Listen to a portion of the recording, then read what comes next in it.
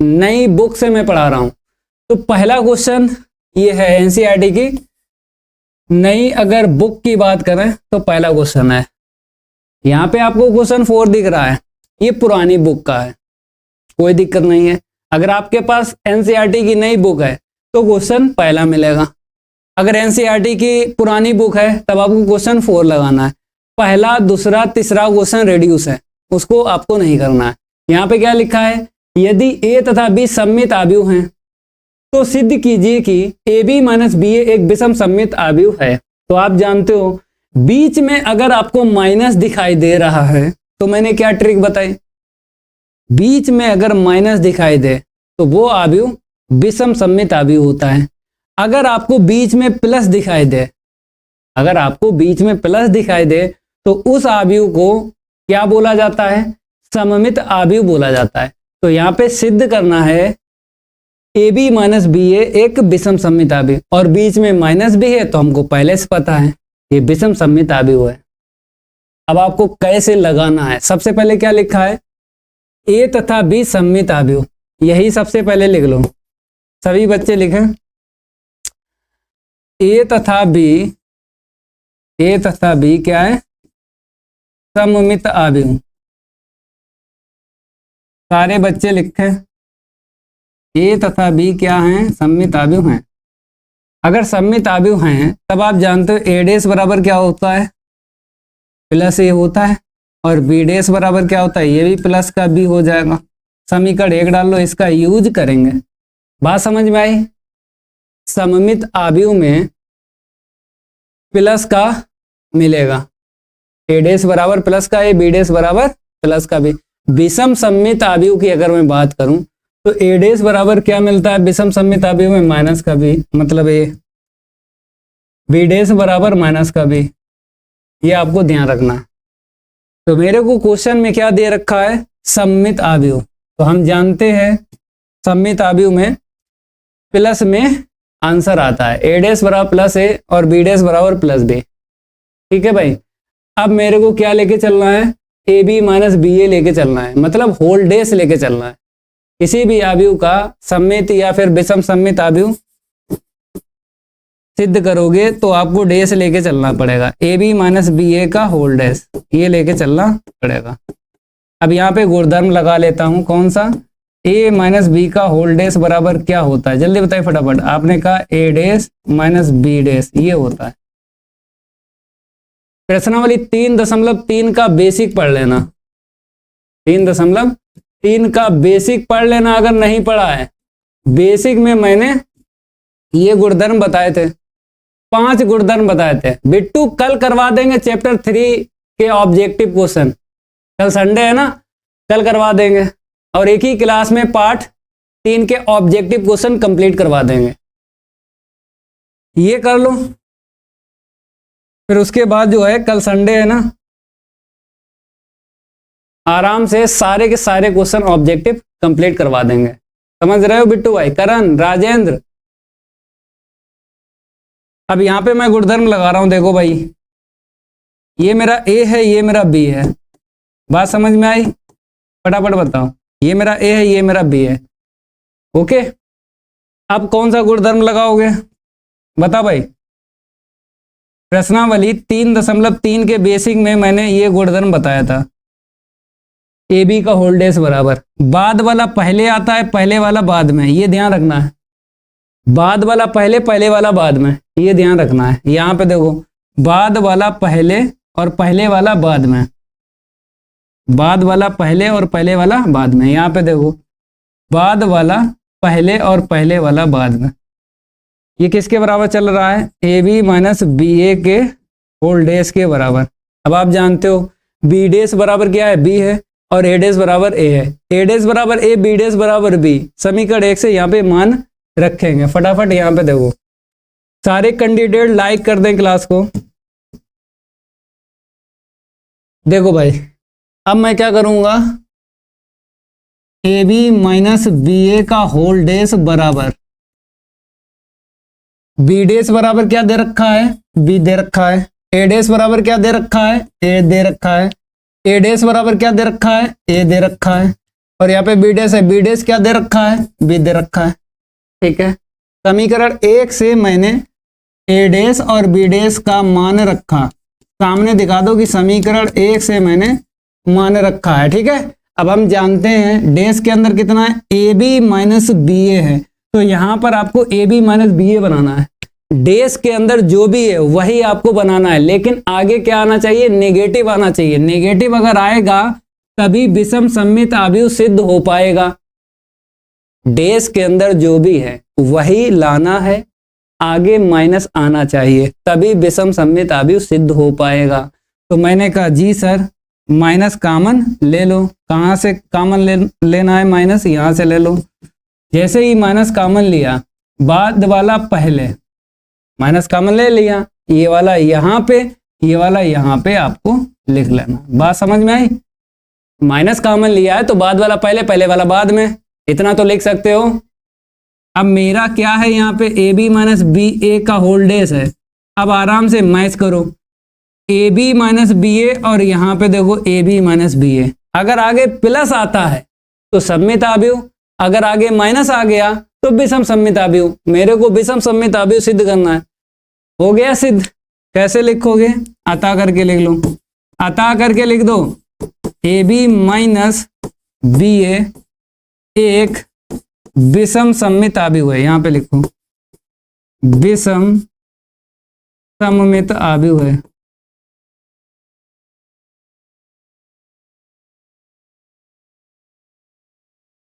इस तरीके से आपको लगाना है। राकेश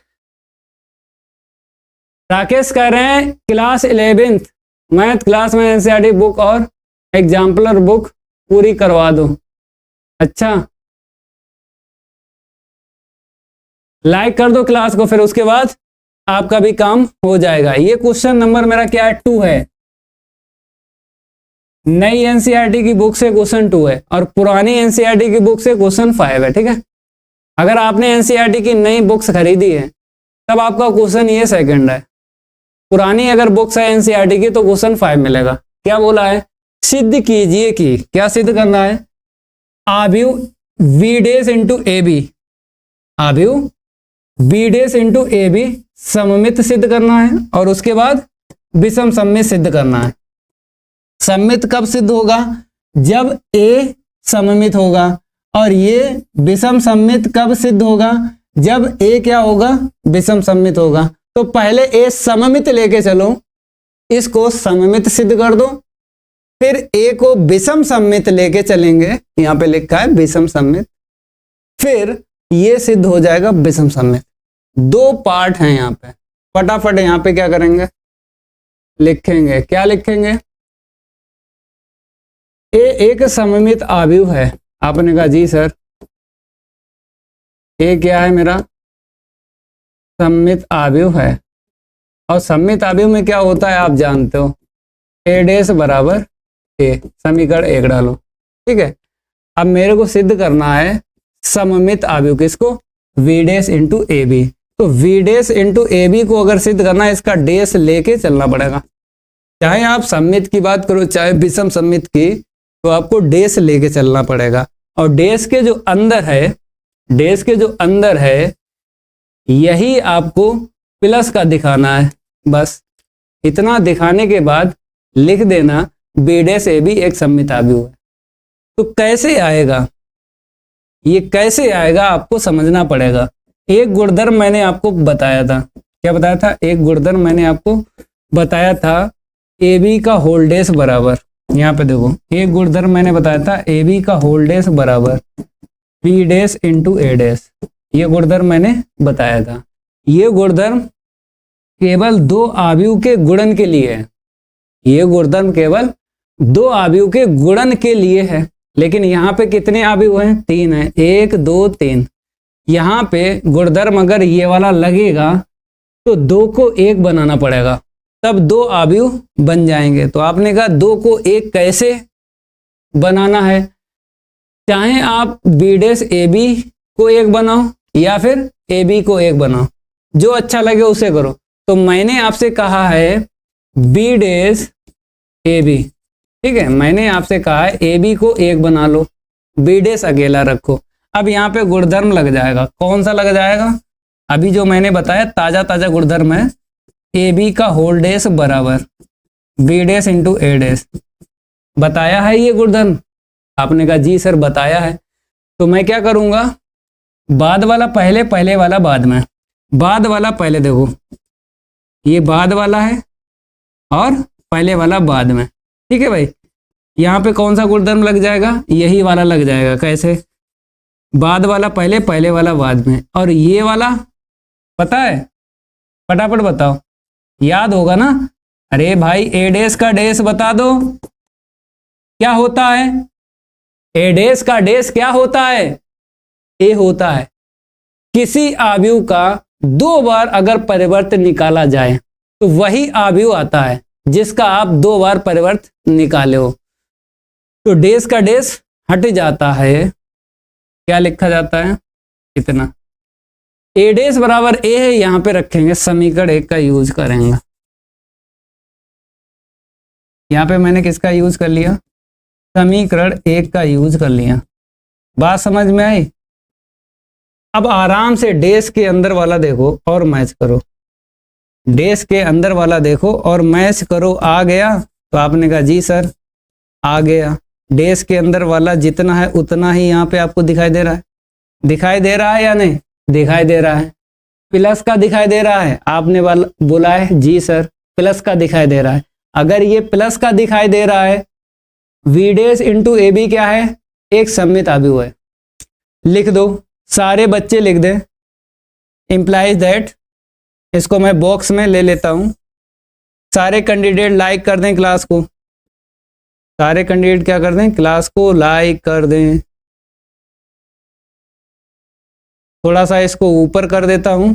अब ये बॉक्स में आ गया। ओके, मेरे को एक लाइन लिखना है, देखो बी डेस ए बी एक क्या है? सममित आव्यूह है।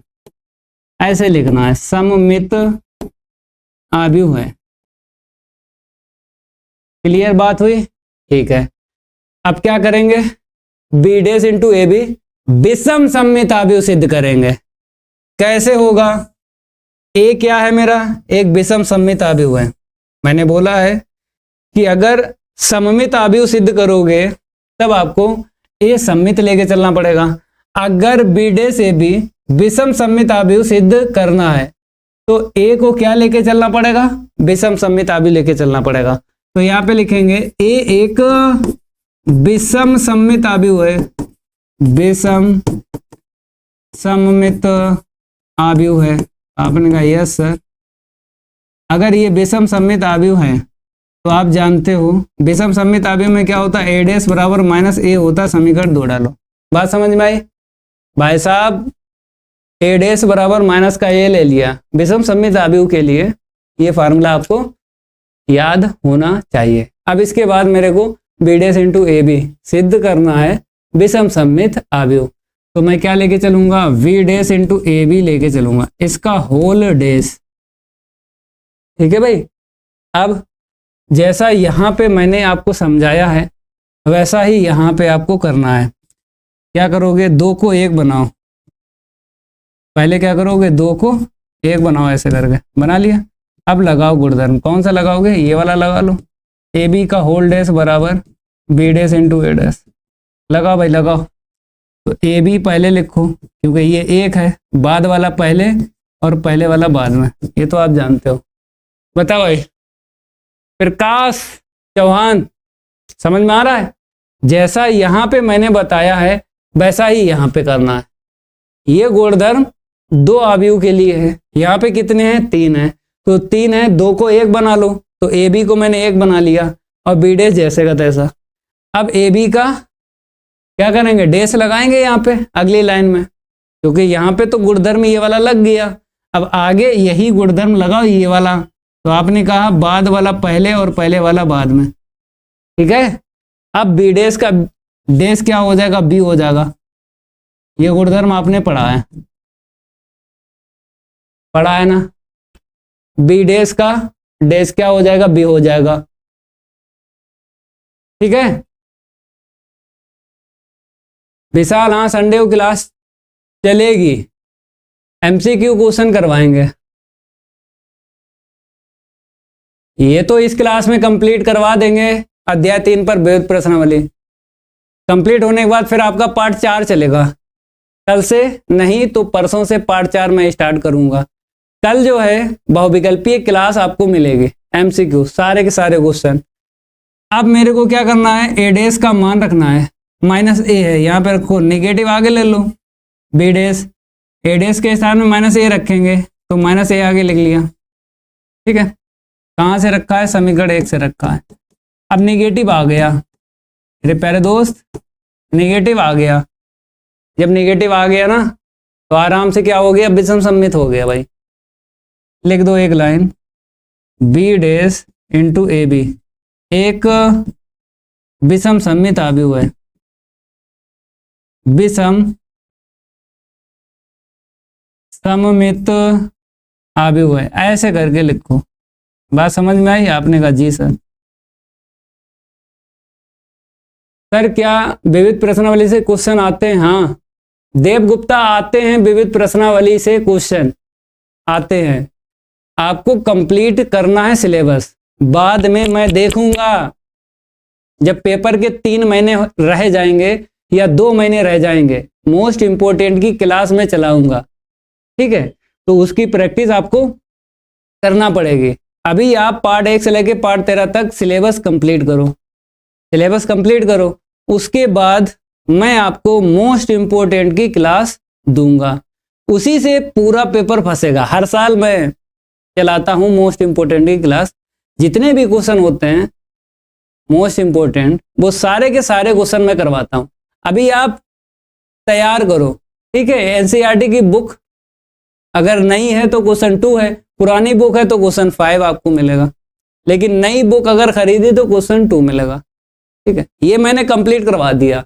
सम्मित अवयव, विषम सम्मित अवयव, आराम से इसको करना है। अगला ये देखो, इसमें कोई दम नहीं है। क्या बोला है, एक्स बाई जेड के मानों को ज्ञात कीजिए।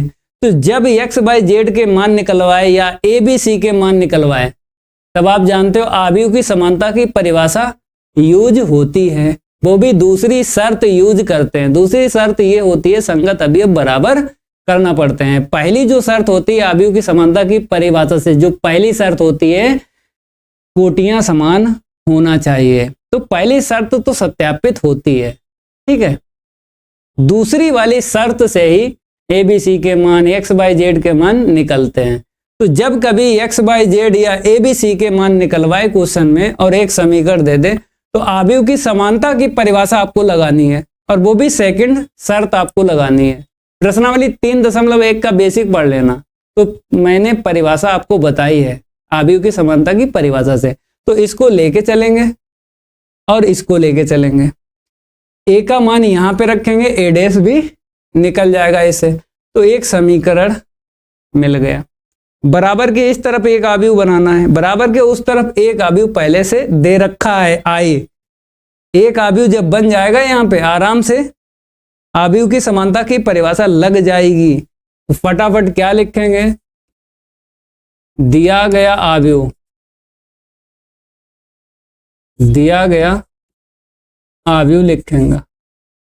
लिखो ए बराबर, आपने कहा जी सर, 0 2 वाई और z, X Y minus Z, इसके बाद में एक्स माइनस वाई जेड। देख के लिखो, ये आप देख के यहां पे लिखो। ठीक है, अब मेरे को क्या कर रहा है, समीकरण दिया गया, क्या दिया गया, ए डेस इंटू में ए बराबर आई। फटाफट क्या करो आप लोग, ए डेस का मान यहाँ पे रखेंगे, फिर उसके बाद ए का मान रखेंगे, बराबर में आई बता दो।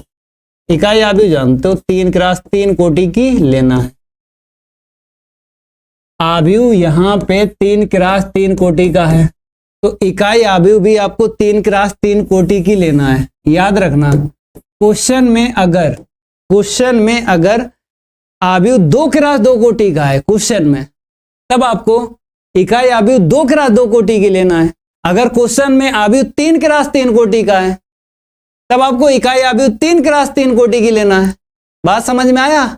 ठीक है, अब देखो a का मान यहाँ पे देख लो 0 2 y z रखो, x y minus z x minus Y Z, ये तो a हो गया। a डैश यहीं से निकालो, कैसे? पहली पंक्ति पहला स्तंभ 0 2 y z, फिर उसके बाद में दूसरी पंक्ति दूसरा स्तंभ, ये दूसरी पंक्ति है दूसरा स्तंभ x y माइनस z, तीसरी पंक्ति तीसरा स्तंभ, ऐसे करके करो। अब आप जानते हो मेरे को गुणा करना पड़ेगा।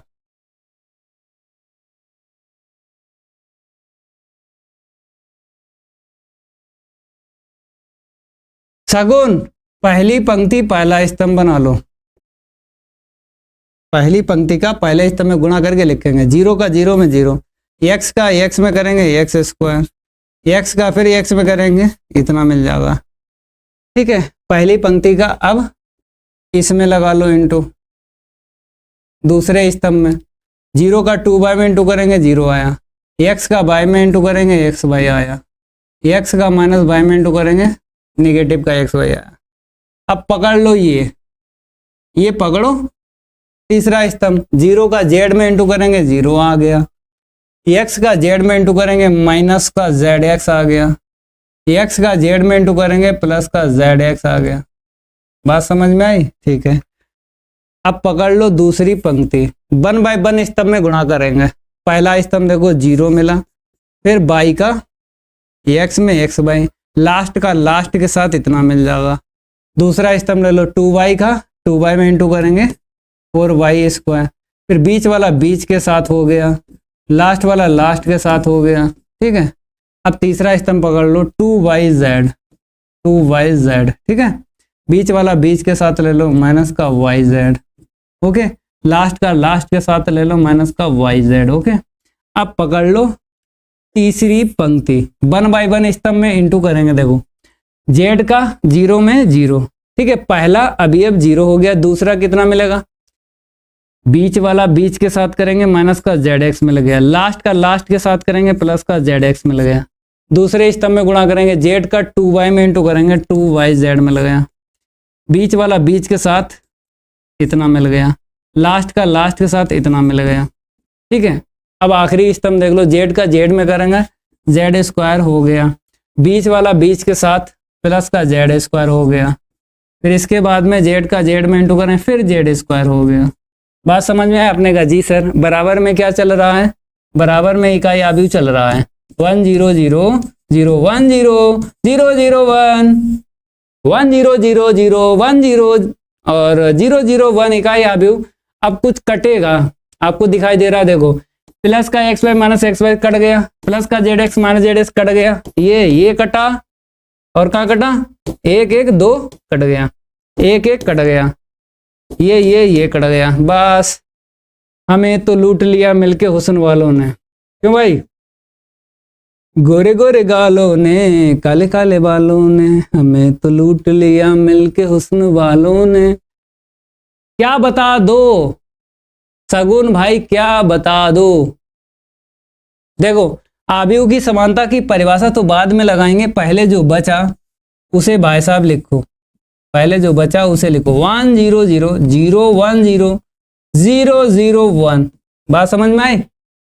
जो बचा उसे लिखो 2x स्क्वायर। पहला अवयव सगुन बोल रहे हैं, पहला अवयव गुरुजी 2x स्क्वायर आएगा, फिर 0 0 फिर 0, फिर यहाँ पे कितना मिलेगा 4 2 6 बाई स्क्वायर, फिर 0 फिर 0 फिर 0, यहाँ पे 3 जेड स्क्वायर आ जाएगा। ओके, आव्यूह की समानता की परिभाषा लगा लो सगुन भाई। आव्यूह की समानता की, आव्यूह की समानता की परिभाषा से, आपने कहा जी सर, आव्यूह की समानता की परिभाषा से। तो पहला अवयव विकर्ण वाला देख लो, विकर्ण का बराबर कर दे मेरे भाई, ठीक है? बात समझ में आई? आपने कहा जी सर, पहला अवयव बराबर कर दो ये वाला, फिर 6 बाई स्क्वायर के बराबर कितना लिखोगे 1 लिखोगे।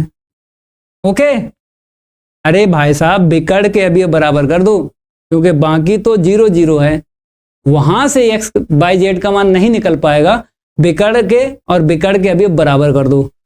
तो एक और बचा है, मैंने कहा ठीक है 3z² बराबर है, पता x का मान निकालोगे प्लस माइनस निकलेगा, क्योंकि x जो है अवयव में है और अवयव प्लस के भी होते हैं माइनस के भी होते हैं। भैया x अवयव है, अवयव प्लस का भी होता है माइनस का भी होता है, तो इसीलिए घात हटाएंगे तो इतना लिख देंगे, प्लस माइनस लिखो, ठीक है।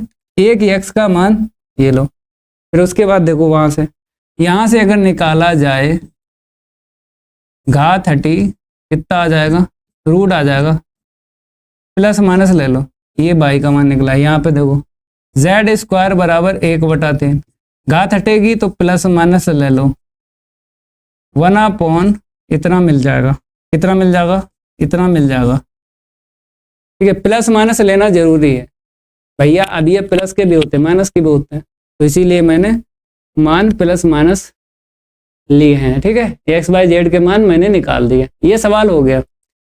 अगला सवाल 7वां सवाल बहुत ज़्यादा सरल है। इसमें क्या बोला है, x के किस मान के लिए, मतलब x का मान निकालना है। अभी केवल और केवल x/z पूछ रहा है और यहाँ पे केवल x पूछ रहा है, मतलब ये अवयव है, x का मान आपको निकालना है। तो आप जानते हो एक समीकरण दिया गया है तो 3 अवयव को एक अवयव बना लेंगे और बराबर में एक शून्य अवयव है, एक अवयव यहाँ पे एक अवयव वहां पे, अवयव की समानता की परिभाषा लगा लेंगे। तो फटाफट क्या लिखेंगे, समीकरण लिखेंगे, इसका हल लिखो सारे बच्चे और क्वेश्चन नंबर डालते रहो, क्योंकि एनसीईआरटी की नई बुक में जो क्वेश्चन है वो मैं डाल रहा हूँ। ये क्वेश्चन नंबर 3 मिल जाएगा एनसीईआरटी की बुक से, ये क्वेश्चन आपको 4 मिल जाएगा, ठीक है। ओके, कोई दिक्कत नहीं, अब आराम से लिख लो। नई बुक से क्वेश्चन, पुरानी बुक से क्वेश्चन मैं डाल रहा हूँ। तो 1 2 1, ठीक है, 1 2 1, फिर उसके बाद में क्या है मेरा 1 2 0 2 0 1, 201 हो गया, 102 हो गया, ठीक है। बराबर एक और अवयव है, कितना है भाई साहब, 0 है, फिर 2 है, फिर x है, बराबर में एक शून्य अवयव। करो इंटू, सगुन भाई करो इंटू, पहले इन दो को एक बना लो, 1 2 1, इसको जैसे करता था, ठीक है भाई। पहली पंक्ति पहला स्तंभ, पहला अवयव 0, दूसरा 4 हो जाएगा, लास्ट का लास्ट के साथ 0 हो जाएगा, पहला हो गया, ठीक है।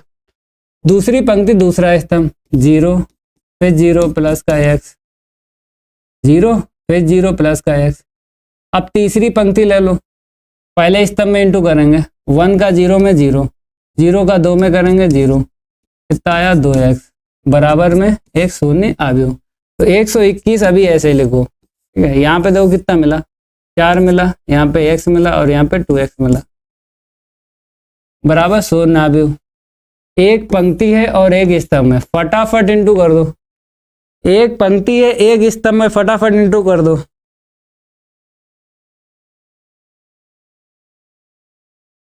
कोर्स परचेज कैसे करें, मैसेज डाल देना व्हाट्सएप पे 760 762 0452, ठीक है।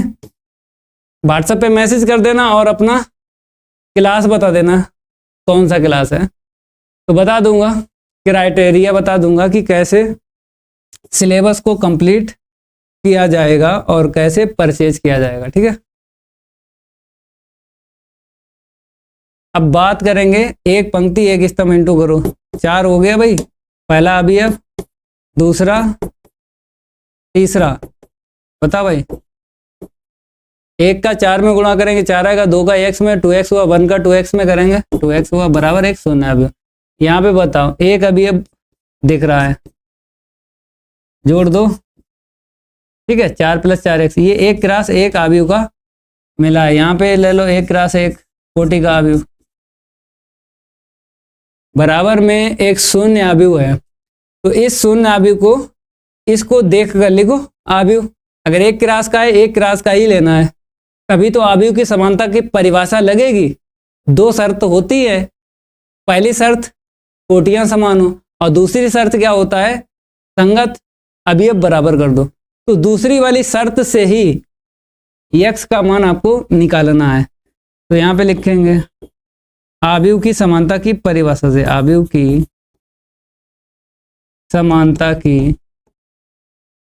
परिभाषा से, आव्यूह की समानता की परिभाषा से फटाफट क्या करो, 4 + 4x किसके बराबर लिखोगे, 0 के बराबर लिखोगे।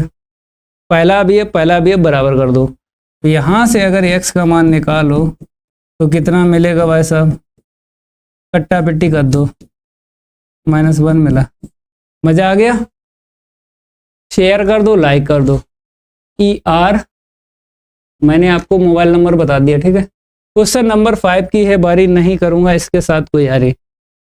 एनसीईआरटी की नई बुक में क्वेश्चन 5 है, पुरानी बुक में क्वेश्चन 8 है। ए आव्यूह दिया गया, फिर कहता सिद्ध कीजिए इसके बराबर एक शून्य आव्यूह। समीकरण में आई के मान की जरूरत है, ए के मान की जरूरत है और a² के मान की जरूरत है। तो 3 मान की जरूरत पड़ेगी अगर मैं LHS लेके चलूंगा। तो आई पता, ए पता, आई तो मेरे को पहले से पता है, ए दिया गया है, a² निकालना है, केवल एक मान आपको निकालना है। निकालो भैया, केवल a² आपको निकालना है, फिर समीकरण को सिद्ध करना है। दिया गया आव्यूह लिखो, सारे कैंडिडेट क्या करें, दिया गया आव्यूह लिखें। 2 ग्रास 2 कोटि का आव्यूह है। ए बराबर लिख लो, कितना दे रखा है, 31 12, ये दे रखा है 31 12, ठीक है, 31 12। अब a² निकालो, ठीक है भाई, a का इंटू ए में करेंगे। ए का मान देख लो, 2 बार लिखो, 31 12, 31 12, ठीक है भाई। पहली पंक्ति 1/1 स्तंभ में इंटू करेंगे, पहली पंक्ति का 1/1 स्तंभ में इंटू करेंगे। करो भाई, पहली पंक्ति का पहले स्तंभ में 3 तिरका 9, फिर इसका इसमें -1। दूसरे स्तंभ में इंटू करेंगे, 3 एकम 3 और 1 का 2 में करेंगे 2। अब ये पकड़ लो, इसका इसमें इंटू करेंगे इतना मिलेगा, इसका इसमें करेंगे इतना मिलेगा, ठीक है। दूसरी पंक्ति का पहले स्तंभ में इंटू कर दिया, दूसरे स्तंभ में करेंगे -1 + 1 -1 मिला, इंटू करने पर 2 दूनी 4 प्लस का मिला। तो अगर यहाँ पे देखा जाए 8 है, यहाँ पे 3 2 5, यहाँ पे -5, यहाँ पे 3, ठीक है। a² निकाल लिया। LHS लेके चलेंगे, लिखो LHS। आपने कहा जी सर, LHS लेके चलेंगे। a² - 5a, a² - 5a + 7i। फटाफट a² का मान देख लो, फिर a का मान देख लो, फिर i का मान देख लो। i हमें पता है, a दिया गया है 31 12, i हमें दिया गया, a दिया गया 31 12। a² का मान यहाँ पे रखेंगे 85 53, 85 53, ठीक है। आपने कहा जी सर 85 53। प्लस वाले पहले प्लस करेंगे, ये और ये दोनों प्लस के हैं, ये माइनस का है, तो पहले प्लस करो बाद में माइनस कर लेंगे। इसमें क्या करना है, इंटू कर दो 5 का, 5 3 15, 5 एकम 5, 5 एकम 5 और 5 दूनी 10, ठीक है। अब यहाँ पे देखो और यहाँ पे देखो, केवल विकर्ण में बन है, तो 7 का गुणा करके इसमें जोड़ लेंगे, विकर्ण में 8 के साथ में और 3 के साथ में जोड़ेंगे, बाकी सबको सेम लिखेंगे। तो देखो 8 है मेरा, आपने कहा ठीक है 8, और यहाँ पे 7 एकम 7, 8 7 15, डायरेक्ट लिखो, ठीक है। यहाँ पे 3 है और यहाँ पे 7 एकम 7, 7 3 10, बाकी 5 - 5 same to same, 5 - 5 same to same, विकर्ण में ही आपको जोड़ना है, बाकी तो 0 0 है। तो 0 में 5 जोड़ रहे हो तो 5 मिलेगा, तो इसीलिए 0 0 छोड़ के विकर्ण में जोड़ दो 7 7, बाकी सेम टू सेम लिख दो। अब आराम से क्या करेंगे, पहला अवयव घटाएंगे, कितना मिलेगा, 0 मिलेगा। 15 में से 15 गया, 0 मिलेगा, मिला 0। 5 में से 5 गया फिर 0 मिल गया भाई साहब, -5 + 5 फिर 0 मिल गया, 10 में से 10 गया फिर 0 मिल गया, उत्तर कितना मिला 0। समीकरण वाला सवाल पेपर में आता है, वेरी वेरी इंपॉर्टेंट डाल दो, याद रखना हर साल एक क्वेश्चन आता है, समीकरण से हर साल एक क्वेश्चन आता है, तो इसको जरूर आप तैयार करो। ER संत राजपूत, ठीक है, वेरी वेरी इंपॉर्टेंट ये क्वेश्चन है, हर साल ये पूछा जाता है। इसके अलावा भी जो सवाल है जिसमें समीकरण दिए गए हैं वो भी आपको तैयार कर लेना, ठीक है। इस तरीके से और भी क्वेश्चन है।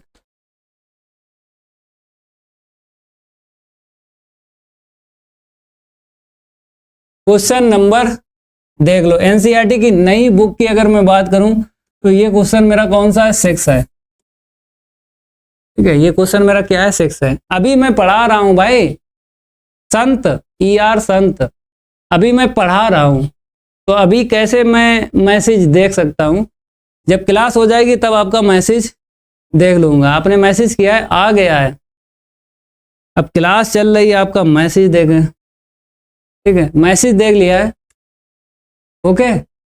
मैं डाल दूंगा नोट्स पार्ट 1 पार्ट 2 और ये जो पार्ट 3 मैं कंप्लीट करवा रहा हूं ये भी आपको प्रोवाइड करवा दूंगा व्हाट्सएप पे, ठीक है। जो भी आपका नंबर होगा, व्हाट्सएप नंबर जिससे मैसेज किया है, उसी पे मैं डाल दूंगा, ठीक है। ये देखिए, कहता है 3 आव्यूह बराबर 1 शून्य आव्यूह, x का मान निकालना है। अभी मैंने सवाल लगाया था इसी की तरह लगाया था, वैसा लगाओ, मतलब 3 आव्यूह को 1 आव्यूह बनाना है, बराबर में शून्य आव्यूह है वो 1 आव्यूह है, 1 आव्यूह यहाँ पे बन जाएगा। आव्यूह की समानता की परिभाषा लग जाएगी, x का मान निकलवाए, a का मान निकलवाए, b का मान निकलवाए, चाहे p का मान निकलवाए, तो 1 आव्यूह इस तरफ होगा और बराबर के उस तरफ 1 आव्यूह होना चाहिए, तभी आप आव्यूह की समानता की परिभाषा लगा सकते हो। तो यहाँ पे 3 आव्यूह हैं, 1 आव्यूह बना लेंगे, बराबर में 1 आव्यूह है तो कोई दिक्कत नहीं है। तो देखो फटाफट समीकरण लिखेंगे, दिया गया समीकरण, सारे बच्चे क्या करें, समीकरण लिखें। x है -5 है फिर -1 है, x -5 फिर -1, यहाँ पे कितना है 102, 0 21, 102 0 21 फिर 203 बराबर में 1 शून्य आव्यूह। तो मैं कह रहा हूं 1 आव्यूह और है वो भी लिखो, क्योंकि 3 आव्यूह दे रखे हैं, x 4 और कितना है 1, ठीक है। पहले क्या करेंगे, इन दोनों का इंटू कर लेता हूं, इसको जैसे तैसा x -5 -1 करो भाई साहब इंटू, पहली पंक्ति पहला स्तंभ, x फिर बीच वाला 0 लास्ट वाला 2, फिर ये ले लो 0 बीच वाला और लास्ट वाला, फिर ये ले लो 2x + 0 प्लस का इतना बराबर में 1 शून्य आव्यूह, ठीक है। तो x माइनस का 5 और -1 जैसे का तैसा। यहाँ पे अगर देखा जाए कितना मिला, x + 2 मिला, यहाँ पे अगर देखा जाए 9 मिला, यहाँ पे 2x + का 3 मिला, बात समझ में, बराबर 1 शून्य आव्यूह। इन 2 आव्यूह का मैंने क्या किया, प्रोडक्ट किया, तो 1 आव्यूह बन गया। अब फिर मेरे पास 2 आव्यूह हैं, इंटू करूंगा 1 आव्यूह बन जाएगा और ये एक शून्य आव्यूह है। 1 आव्यूह बनाओ, 1 आव्यूह बनाओ, x का x + 2 में इंटू करो तो इतना मिल गया, -5 करो 45 नेगेटिव का, फिर माइनस का करो 2x और 3 में नेगेटिव करोगे, दोनों पद नेगेटिव के हो जाएंगे, ठीक है, बराबर में 1 शून्य आव्यूह, ठीक है। सबसे बड़ी घात फिर उससे छोटी घात x पे देखो, ये कट जाएगी, 45 और 3 48 बराबर 1 शून्य आव्यूह, ये शून्य आव्यूह है, ठीक है। अगर ये 1 × 1 का है तो ये भी आपको 1 × 1 का ही लेना है, कोटियां समान होना चाहिए, कोटियां अगर समान है तो संगत अवयव बराबर कर देंगे। अवयव की समानता की परिभाषा में दो शर्त होती हैं। पहली शर्त कोटियां समान है, दूसरी शर्त संगत अवयव आपको बराबर करना है। तो फटाफट क्या लिखेंगे, अवयव की समानता की परिभाषा से, अवयव की समानता की परिभाषा से, अवयव की समानता की परिभाषा से, ठीक है। चलिए अब क्या करोगे, पहला अवयव बराबर कर दो। तो एक्स स्क्वायर माइनस का 48 इज इक्वल 0। तो एक्स स्क्वायर बराबर में 48, ठीक है, पक्षांतर करेंगे तो ये प्लस का हो जाएगा, घात हटेगी तो प्लस माइनस आपको लेना पड़ेगा। क्यों लेना पड़ेगा, क्योंकि एक्स जो है अवयव में दिखाई दे रहा है और अवयव में जो अवयव होते हैं वो प्लस में भी होते हैं और माइनस में भी होते हैं, तभी मैंने एक्स का मान प्लस माइनस लिया। अब रूट से बाहर कैसे निकालोगे, 48 को काटो, 2 से काटो, 2 दूनी 4, 2 चक्कू 8, 2 एकम 2, 2 दूनी 4, 2 छंग 12 और 2 तिया 6, 3 एकम 3। तो जोड़ा बाहर आया ये और ये, तो 4 बाहर और 3 अंदर, ठीक है। एक्स का मान निकाल दिया मैंने।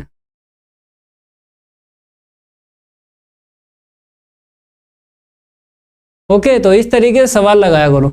अगला क्वेश्चन देखो, नई एनसीईआरटी की बुक से ये क्वेश्चन मेरा कौन सा 7 है और पुरानी एनसीईआरटी की बुक से अगर देखा जाए तो क्वेश्चन मेरा 10 है। बहुत ज्यादा आसान है। हिंदी वाले प्रश्न में आपको कुछ नहीं करना है, 2 अवयव बनाना है। अगर प्रश्न में लिखा है कुल इतना निकालिए, जब भी कुल लिखा होता है तो गुणा किया जाता है, और अगर वो बोलेगा कि आपको योग निकालना है तो जोड़ना है। तो सबसे पहले 2 अवयव बनाएंगे। एक निर्माता 3 प्रकार की वस्तुएं एक्स वाई तथा जेड का उत्पादन करता है, जिनका वह 2 बाजारों में विक्रय करता है, ठीक है। विक्रय करता है मतलब बेचता है, विक्रय का मतलब बेचता है। वस्तुओं की वार्षिक बिक्री नीचे सूचित है। बाजार 1, बाजार 2। बाजार 1 में उत्पादन बताया है 10,000, 2,000, 18,000, ठीक है। बाजार सेकंड में 6,000, 20,000, 8,000 का उत्पादन, ठीक है। फिर आगे क्या लिखा है ए वाले पार्ट में, यदि एक्स वाई तथा जेड की प्रत्येक इकाई का विक्रय मूल्य 2.50, 1.50, 1.00, मतलब प्रत्येक बाजार में कुल आय आपको निकालना है। अवयव बीजगणित की सहायता से ज्ञात करना है। तो जब भी कुल लिखा होता है तब मेरे को क्या करना पड़ता है, इंटू करना पड़ता है 2 अवयव का। तो अवयव मैं बनाऊंगा, पहले उससे पहले ये समझो कि कुल आय कैसे निकलेगी। आपको 2 अवयव का इंटू करना है। तो महीने में कितनी कमाई हुई है उसको मैं क्या बोलता हूं, कुल आय। महीने में कितनी कमाई हुई है आपकी, उसको मैं क्या बोलता हूं, कुल आय। पूरी साल में कितनी कमाई हुई है उसको मैं क्या बोलता हूं, कुल आय, ठीक है। बी वाले पार्ट में क्या पूछा गया है कि आपको लागत दे रखी है कि कितनी लागत किस प्रोडक्ट में आई है। तो फिर उसके बाद पूछा है कुल लाभ। तो लाभ कैसे निकलता है, जैसे यहाँ पे कुल आय आप निकाल सकते हो, 1 महीने में कितनी कमाई हुई है या 1 साल में कितनी कमाई हुई है, ये तो आय निकल गई। लाभ जब निकालोगे तो कुल आय में से लागत माइनस करना पड़ेगी, क्योंकि लागत कितनी लगी है वो आपको माइनस करना है किसमें, कुल आय में से। तब आपको लाभ पता चलेगा कि कितना सूखा बचा हुआ है, मतलब कितना सूखा पैसा बचा हुआ है। कुल आय का मतलब है उसमें आपके लागत के भी पैसे हैं, वो भी जोड़े गए हैं। तब आपको बताया गया कि 1 महीने में इतना आपने कमाया या 1 साल में इतना आपने कमाया। लेकिन लाभ जब निकालोगे तो लागत कितनी आई है किस प्रोडक्ट में, कुल आय में से माइनस करना पड़ेगा, तब लाभ निकलेगी। अब आराम से कुल आय निकालेंगे। तो पहले क्या करेंगे, अवयव मान लेंगे, बाजार 1 और बाजार सेकंड। फटाफट देख लो, बाजार 1 में उत्पादन बताया है प्रोडक्ट कितना तैयार किया गया है, उत्पादन का मतलब प्रोडक्ट कितना तैयार किया गया, 10,000 तैयार किया गया, फिर 2,000, फिर 18,000 ये तैयार किया गया। हजार में बात हो रही है, बाजार सेकंड में बताया गया है कितना उत्पादन हुआ है, 6,000 का, 20,000 का। प्रोडक्ट तैयार हुआ है 6,000 का, 20,000 का, 8,000 का, ठीक है।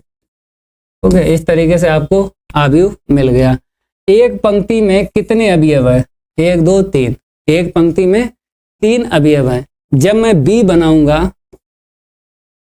तो पहले स्तंभ में कितने अवयव होना चाहिए, एक पंक्ति में अगर 3 अवयव हैं तो पहले स्तंभ में 3 अवयव आपको बनाना पड़ेगा।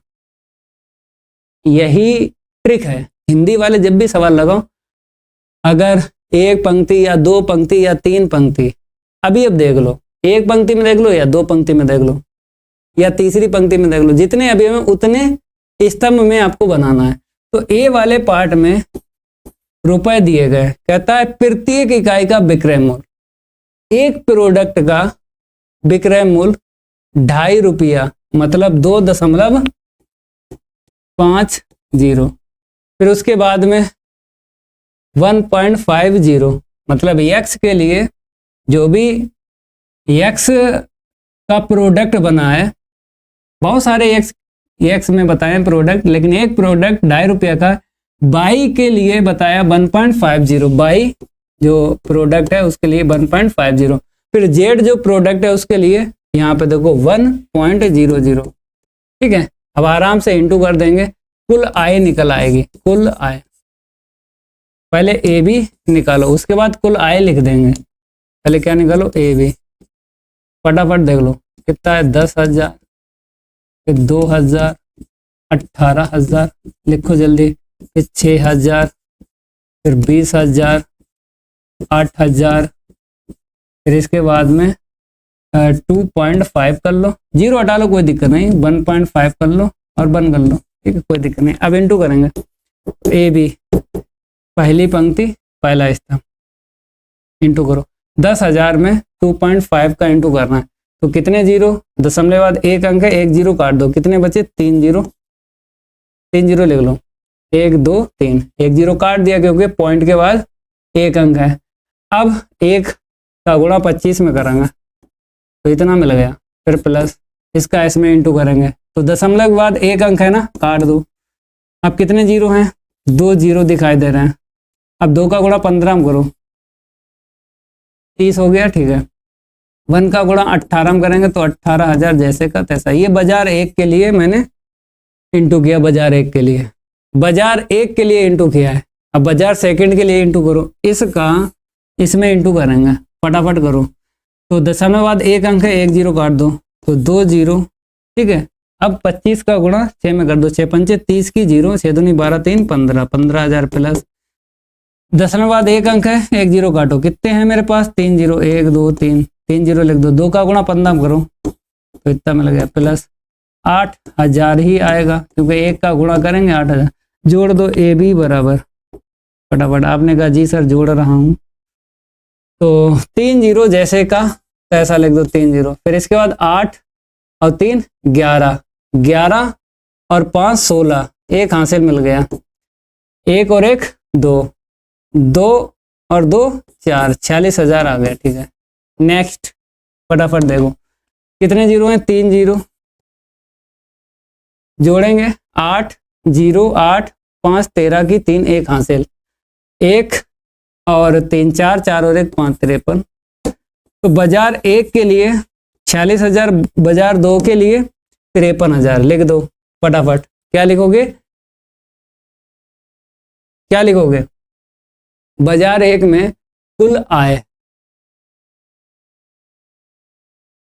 ऐसे लिखो, बाजार 1 में कुल आय कितनी निकली, पन्ना पलट के देखो, सारे कैंडिडेट पन्ना पलट के देख कितनी आय निकली है। आपने कहा जी सर 46,000, मैंने यहाँ पे लिखा 46,000। अब इसके बाद बता दो बाजार सेकंड में, बाजार सेकंड में कुल आय बता दो, कुल आय बता भाई कुल आए, सारे कैंडिडेट बताएं। पन्ना पलट के देख लो, 53,000 मिलेगी। देखो बाजार एक में कुल आए 46,000, बाजार दो के लिए 53,000 आ गया। ठीक है, कुल आय निकाल ली मैंने। अब बी वाले पार्ट में क्या बोला है, लाभ निकालना है। तो लाभ से पहले क्या निकालना पड़ेगा, लागत। लागत निकालने के लिए एक आव्यूह बनाना पड़ेगा, लागत निकालने के लिए एक आव्यूह बनाना पड़ेगा। तो बी ले लो, पी ले लो, आपकी मर्जी, पी ले लो। तो हमें 3 पंक्ति चाहिए हैं, 3 पंक्ति, क्योंकि पहली पंक्ति में कितने अवयव हैं, 3 हैं। तो एक स्तंभ बनाओ जिसमें 3 अवयव हों, तो 3 पंक्ति बन जाएंगी। चलिए, उपरयुक्त 3 वस्तुओं की प्रत्येक इकाई की लागत, x के लिए लागत बताए, y के लिए और z लागत कितनी लगी है एक प्रोडक्ट में। तो x वाले प्रोडक्ट में बताया 2.00 मतलब 2 रुपया। बाई प्रोडक्ट के लिए, एक प्रोडक्ट की बात कर रहा है, तो कितना बताया 1.00 मतलब 1 रुपया।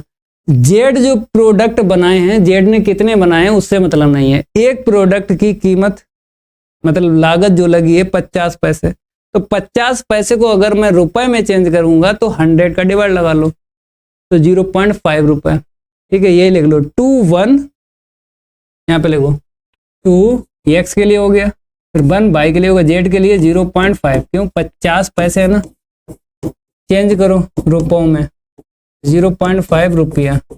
100 का डिवाइड लगाना पड़ता है तब रुपए में चेंज कर सकते हो। पैसों को रुपए में चेंज करना है, 100 का डिवाइड लगाना पड़ेगा। ठीक है, अब आराम से इंटू करेंगे। ए का पी में, ए दे रखा है पीछे, पन्ना पलट के देख लो, पन्ना पलट के देख लो, 10,000, 2,000, 18,000, 10 2 18, यहाँ पे लिख रहा हूँ 10 फिर 2 फिर 18, 10 2 18। ठीक है, नेक्स्ट बाजार सेकंड के लिए 6 20 8, 6 20 8, यहाँ पे लिख रहा हूँ 6 20 फिर 8, 6 20 8 हो गया। ठीक है, 6,000 20,000 8,000।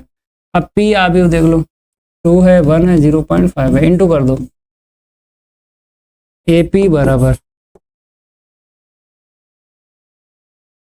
इसका इसमें इंटू करेंगे तो 10 दूनी 20,000 प्लस इसका इसमें इंटू करो 2,000, इसका इसमें इंटू करो 18 पंचे 90, 1 जीरो तो काट दो, 2 जीरो जैसे का तैसा, 18 पंचे 90 मतलब 9,000। बात समझ में आई? इंटू करना आता है, करो इंटू। 6,000 20,000 8,000 का इंटू करेंगे, देखो ऐसे, ये पकड़ लो, इंटू कर दो। तो 2 का अगर 6,000 में इंटू करे, 2 छंग 12, ठीक है 12,000। 1 का गुणा 20,000 में कर रहे हो तो 20,000 ही रहेगा। 8,000 का इंटू कर दो तो 1 जीरो काट दो, 2 जीरो लिखो, 2 जीरो दिखाई दे रहे हैं, 5 8 40 मतलब 4,000। ओके भैया, ए पी बराबर कितना निकला, जल्दी जोड़ो भाई। आपने कहा जी सर जोड़ रहा हूँ, 3 जीरो फटाफट, फिर उसके बाद 9 2 11, 11 की 1, ठीक है, फिर 2 और 1 3, 31,000। ओके, आगे जोड़ो, 3 जीरो फटाफट, फिर इसके बाद 4 जीरो 4 और 2 6, फिर कितना मिला, 2 और 1 3। ठीक है, तो हमें बाजार एक में जो भी प्रोडक्ट बेचा गया बाजार एक में, हर एक प्रोडक्ट की लागत टोटल निकल के आ गई है 31,000। बाजार एक में लागत, बाजार एक में लागत, कुल लागत लिख सकते हो क्योंकि टोटल मैंने लागत निकाली है। क्या निकाली है? टोटल लागत निकाली है। कितना है? 31,000 रुपया। लागत हमेशा रुपए में निकलती है। फिर बाजार सेकंड में देख लो, यहाँ पे बाजार एक लिख लो क्योंकि ये जो मैंने लिखा है बाजार एक के लिए लिखा, ठीक है। सारे कैंडिडेट क्या करें, बाजार एक में कुल लागत लिख लें। फिर बाजार सेकंड में कुल लागत, बता भैया कितनी निकाली मैंने लागत। आपने कहा जी सर लागत मैंने 36,000 निकाल ली, ये लो, ठीक है। तो लागत निकली है, हमसे पूछ रहा लाभ, तो लाभ कैसे निकालोगे? आय, पूरे महीने की कितनी कमाई है या पूरी साल की कितनी कमाई है, उसमें लागत माइनस कर दो तो लाभ निकल के आ जाएगा। तो कितनी कमाई हुई है उसमें से लागत माइनस करेंगे बाजार एक में, ठीक है, लाभ। फिर उसके बाद में बाजार सेकंड में लाभ। तो कुल आय कितनी निकाली आपने? बाजार एक में कुल आय कितनी है? 46,000। तो 46,000 में अगर मैं बाजार एक में 31,000 जो लागत का खर्चा आया है वो माइनस कर दो तो आंसर आ जाएगा। कितना मिला? 6 में से 1 को माइनस करेंगे 5, मतलब 15,000 रुपया। ये मेरी क्या निकल के आई? लाभ। ये सूखा पैसा बच गया। बाजार एक में जितना भी आपने प्रोडक्ट बेचा, जितना भी बेचा हो प्रोडक्ट बाजार एक में, 15,000 रुपया सूखे बच गए, 15,000 रुपया सूखे बच गए, ठीक है। अब इसके बाद बाजार सेकंड में लाभ, कुल आय कितनी है? 53,000 है। अब इसमें से बाजार सेकंड में लागत कितनी आई थी? कितनी आई थी? घटा दो, 13 में से 6, 7 और 1, 17,000 रुपया, ठीक है। तो 15,000 और 17,000 रुपया सूखा बचा। तो सूखा मेरा इतना बचा, ER संत राजपूत 53,000। समझ में आ रहा है? जल्दी बताओ। ये लाभ निकल गया है। बाकी तो ये मैंने कुल आय 46,000 53,000 ए वाले पार्ट में पूछा गया था, मतलब कुल आय कितनी कितनी होगी मैंने निकाल दी। बी वाले में मैंने लागत पहले निकाली, क्योंकि लागत मैं माइनस करूंगा आय में से, कितनी कमाई हुई है एक महीने में या पूरी साल में, हर प्रोडक्ट पर कितनी लागत आई है वो लागत माइनस कर दो, बस लाभ निकल आता है। तो लाभ ऐसे ही निकालना है, ठीक है। अगला क्वेश्चन देखो फटाफट। आपने कहा जी सर ये वाला क्वेश्चन आखिरी क्वेश्चन है, ठीक है। कैपिटल एक से निकालना मतलब आव्यूह निकालना है। कैसे निकालोगे? राहुल एक समीकरण दे रखा है, इस समीकरण से कैपिटल एक से निकालना है, मतलब ये आव्यूह निकालना है। क्वेश्चन नंबर लिख लो। नई एनसीईआरटी की बुक में जो क्वेश्चन है ये वाला 7 है और ये वाला क्वेश्चन 8 है। नई एनसीईआरटी की बुक में क्वेश्चन 8 है, पुरानी एनसीईआरटी की बुक में ये क्वेश्चन 11 है, ठीक है। तो नई एनसीईआरटी की बुक से मैं पढ़ा रहा हूं, ठीक है। दिया गया समीकरण लिखो, दिया गया क्या लिखो? समीकरण कैपिटल एक्स, फिर कितना है? 123, फिर कितना है? 456, 123 456 बराबर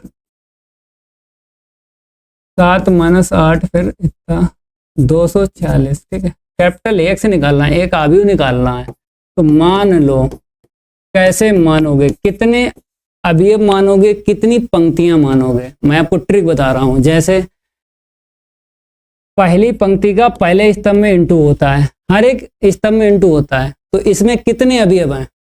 स्तंभ में जितने अवयव हैं उतने ही पंक्ति में अवयव लेना है। तो पहली पंक्ति में 2 अवयव ले लो, क्योंकि जब मैं गुणा करूंगा तो 2 अवयव हैं, 2 अवयव हैं, आराम से गुणा हो जाएगा, ठीक है। तो इस तरीके से आप देख लो एक पंक्ति में कितने अवयव मिलेंगे। जितने स्तंभ में हैं उतने ही आपको एक पंक्ति में अवयव लेना है, ठीक है। अब कितनी पंक्तियां लेना है कौन बताएगा? जो बराबर में अवयव है ना वही बताएगा। कितनी पंक्तियां दिखाई दे रही हैं? बराबर में जो अवयव है कितनी पंक्तियां दिखाई दे रही हैं? 2 पंक्तियां दिखाई दे रही हैं। तब आपको 2 पंक्तियां यहाँ पे लेना है। एक तो ले ली, दूसरी सी और डी ले लो। एक बार मैं रिपीट कर रहा हूं, कैपिटल एक्स अवयव मानोगे। कैसे मानोगे? पहली पंक्ति में कितने अवयव लेना है कौन बताएगा? यहां से पता चल जाएगा स्तंभ में कितने अवयव हैं, तो एक पंक्ति में अवयव पता चल जाएंगे कितने लेना है। अगर 2 अवयव दिखाई दे रहे हैं स्तंभ में तो पंक्ति में 2 अवयव ले लो। अगर 3 अवयव दिखाई देते स्तंभ में तो 3 अवयव लेते एक पंक्ति में। अब कितनी पंक्तियां लेना है ये कौन बताएगा? बराबर में जो अवयव है ना यही बता देगा कितनी पंक्तियां लेना है x अवयव में। 2 पंक्तियां अगर हैं तो 2 पंक्तियां आपको लेनी है। ठीक है, ये ट्रिक है भाई। इसी ट्रिक से आप कैपिटल एक्स ले सकते हो। अब आराम से कैपिटल एक्स का मान रखेंगे, इंटू करेंगे, ए बी सी डी के मान निकालेंगे। ए बी सी डी यहाँ पे रखो। ठीक है, अब बात करेंगे यहाँ पे कितना 123 और इतना बराबर में फटाफट -7 -8 -9 2 4 6।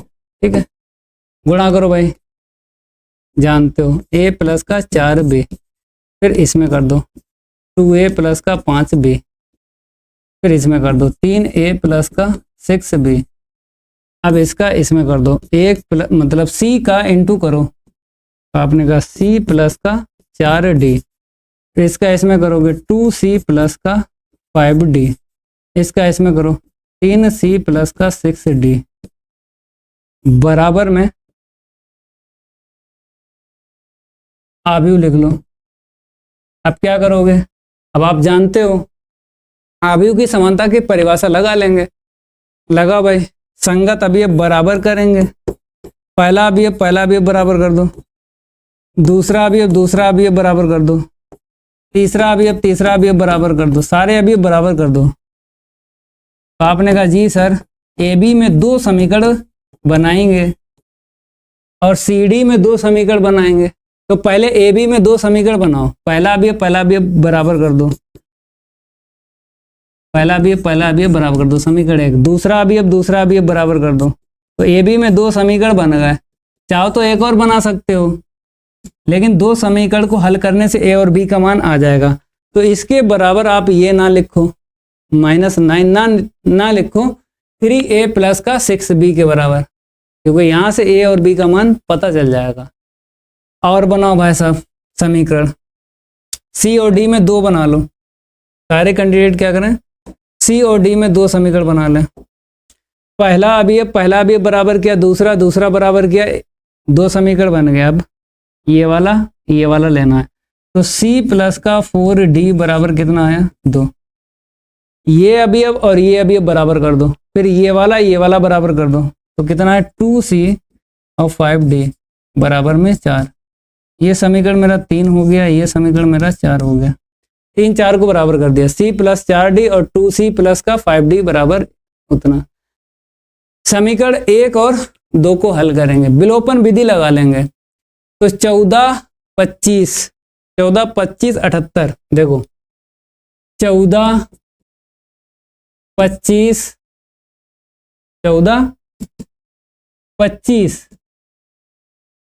और 78, 14 25 78 यही था समीकरण 1 और 2। 14 25 78 देख लो एक बार, 14 25 78। ठीक है, विलोपन विधि लगा लो, फटाफट 2 का गुणा इसमें कर दो और घटाने पर क्या कटेगा, ए से 1 कटेगा, काट दो, कट गया। 2 चाकू 8, 8 में से 5 को माइनस करोगे 3 भी, 2 सत्ते 14, 14 में से 8 गया 6 मिलेगा। बी का मान 3 दूना 6, बी का मान 2 निकला है। बी का मान समीकरण 1 में रख दो, चाहे आप 2 में रख दो, समीकरण 1 से रखो जल्दी। 4 दूनी 8, निगेटिव का आएगा ना, इसको जब उस साइड लेके जाओगे माइनस का 8 प्लस मतलब माइनस का 7 प्लस का 8, ए का मान कितना मिला 1। ठीक है, ए और बी मैंने निकाल दिया। राहुल ए और बी मैंने निकाल दिया। अब सी और डी कहां से निकालोगे, 3 और 4 समीकरण से। 14 25 14, 25, 24। देखो कैसे लिखोगे, 14, 25 बराबर में 24। देख लो एक बार, 14, 1 और 4, 14, 25, 24, 14, 25, 24। इसे समीकरण क्या डालो, 3 डालो, इसे 4 डालो। विलोपन विधि से सी और डी का मान निकाल दो। मेरे प्यारे दोस्त निकालो भैया, विलोपन विधि लगाओ, 10th में जैसे आपने पढ़ी है ना। राहुल बताओ कैसे लगाओगे। जैसे इसमें 2 का गुणा करने पर सी कटा, ऐसे ही 2 का गुणा करने पर सी कटा, यहाँ पे ए कटा। चलिए क्या करोगे, घटाने पर।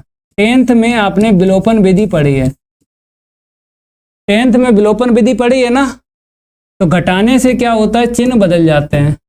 2 सी कट गया, 2 का गुणा करो, 2 चाकू 8, 8 में 5 गया 3, 2 दूनी 4, 0 आ गया। डी बराबर 0 का बट्टा 3, डी बराबर 0। ठीक है भैया, 2 चाकू 8, 8 में से 5 गया 3, 2 दूनी 4, प्लस का 4 माइनस का 4, 0 आ गया। अब 3 का भाग लगा दो, 0 के बटे 3, तो क्या मिलेगा, 0 मिलेगा। अब इसके बाद में समीकरण क्या पकड़ लो, समीकरण पकड़ लो 3, सी प्लस का 4, डी का मान कितना है, 0, डी का मान 0 यहाँ पे रख दो। 4 का गुणा 0 में करेंगे, 0 बराबर 2, सी बराबर कितना हुआ, 2। कैपिटल एक्स बता दो क्या माना था, ए बी सी डी। ए का मान बताओ, ए का मान यहाँ से देखो 1, बी का मान कहाँ गया, -2 है, सी का मान यहाँ से देखो, और डी का मान यहाँ से। ये मेरा उत्तर आ गया, क्योंकि कैपिटल एक्स निकालना है, क्वेश्चन में बोला गया। बताओ समझ में आया। समीकरण को विलोपन विधि से ही हल करो, कम समय में हल हो जाते हैं। चाहे 3 और 4 की बात करो, चाहे 1 और 2 की बात करो। 2 का गुणा कर दो तो ये प्लस का 2 है, माइनस का 2 है, कट गया। 2 चाकू 8, ठीक है, 8 में 5 गया 3, 2 सत्ते 14, 14 में से प्लस का 8 माइनस करेंगे, 6 में लग गया, 3 दूना 6, बी का मान आ गया। ठीक है, काट दिया, ये मैंने काट दिया। ठीक है, अब ये बी का मान उठा के इसमें रख दो, ए और 4 दूनी 8, उस तरफ लेके जाओगे, प्लस 8 हो जाएगा। 8 में 7 माइनस करोगे, 1 में लगा। ठीक है, ए का मान बी का मान पता चल गया। जैसे आपने इन 2 समीकरण को हल किया, वैसे ही यहाँ पे हल करेंगे। 2 का गुणा करने से सी कट जाएगा। 2 चाकू 8, 8 में 5 गया 3, 2 दूनी 4, प्लस का 4 माइनस 4, 0। अब इसके बाद मैंने बता दिया कि 0 के बटे अगर 3 है तो 0 आएगा। डी का मान समीकरण 3 में रखो या फिर 4 में रखो, आपकी मर्जी है। तो 3 में रख दो डी का मान। तो जैसे ही ये 0 यहाँ पे रखा, सी का मान 2 निकला है। ए बी सी डी के मान में लगा है। ए बी सी डी का मान कहाँ रखोगे, यहाँ पे रख दो, क्योंकि यही निकालना है, कैपिटल एक्स। तो मेरा निकल गया। ठीक है, ए बी सी डी यहाँ पे मैंने मान रखा, ए का मान, बी का मान, सी का मान और डी का मान। ठीक है, आपको दिखाई दे रहा है क्वेश्चन नंबर 13। ये पुरानी बुक में क्वेश्चन 13 है, लेकिन अगर नई बुक्स की मैं बात करूं तो ये क्वेश्चन नंबर कौन सा है, 9 है। नई एनसीईआरटी की बुक में क्वेश्चन नंबर 9 है। ठीक है भाई, पुरानी अगर बुक्स आपके पास है तो ये क्वेश्चन 13 है। जो भी पढ़ा रहा हूं रिड्यूस सिलेबस नहीं पढ़ा रहा हूं, और तैयार करो भाई फटाफट। बहुत कम सिलेबस कर दिया गया है। अगर अब नहीं गणित में लाए 100 में से 100, फिर कभी नहीं आ पाएंगे। समझ में आ रहा है, सरकार ने बहुत ज्यादा रिड्यूस सिलेबस कर दिया है इस साल। अगर अब नहीं गणित में ला पाए 100 में से 100, तो फिर कभी भी नहीं ला पाओगे। बताइए, कल से स्टार्ट करेंगे देव गुप्ता, कल से chapter 4। Shubham Rawat good evening. कल से चैप्टर 4 का उद्घाटन करेंगे। सबसे पहले बेसिक पढ़ाएंगे, प्रश्नावली 4.1 का। उसके बाद 1 बाय 1 क्वेश्चन करवाएंगे। आपको टेंशन लेने की जरूरत नहीं। मेरी रोज क्लास 7 बजे होती है। अभी 3 दिन क्लास नहीं हो पाई, प्रॉब्लम मैं बता देता हूँ, लाइट बहुत कम आ रही है इसलिए क्लास नहीं हो पाई थी। कोई दिक्कत नहीं है, अब प्रॉपर लाइट आएगी और प्रॉपर क्लास चलेगी। बात करेंगे क्वेश्चन नंबर 9 मीन्स 13। ए बराबर इतना दे रखा है, इस प्रकार है कि ए स्क्वायर बराबर आए तो निम्नलिखित में से कौन सा समीकरण सही होगा। तो आपने कहा जी सर लगा दीजिएगा। सबसे पहले क्या लिखोगे भाई साहब, दिया गया आव्यूह लिखोगे, दिया गया आव्यूह सारे बच्चे लिखें। ए बराबर उसने साफ साफ कहा है अल्फा है और फिर क्या है बीटा है और फिर गामा है और फिर माइनस अल्फा है, ठीक है। अब उसने बोला एक भाई साहब समीकरण दे देता हूं, तो मैंने कहा जी सर समीकरण दे दो। कितना दे रखा है, ए स्क्वायर बराबर आई दे रखा है। ए स्क्वायर कैसे निकालते हो,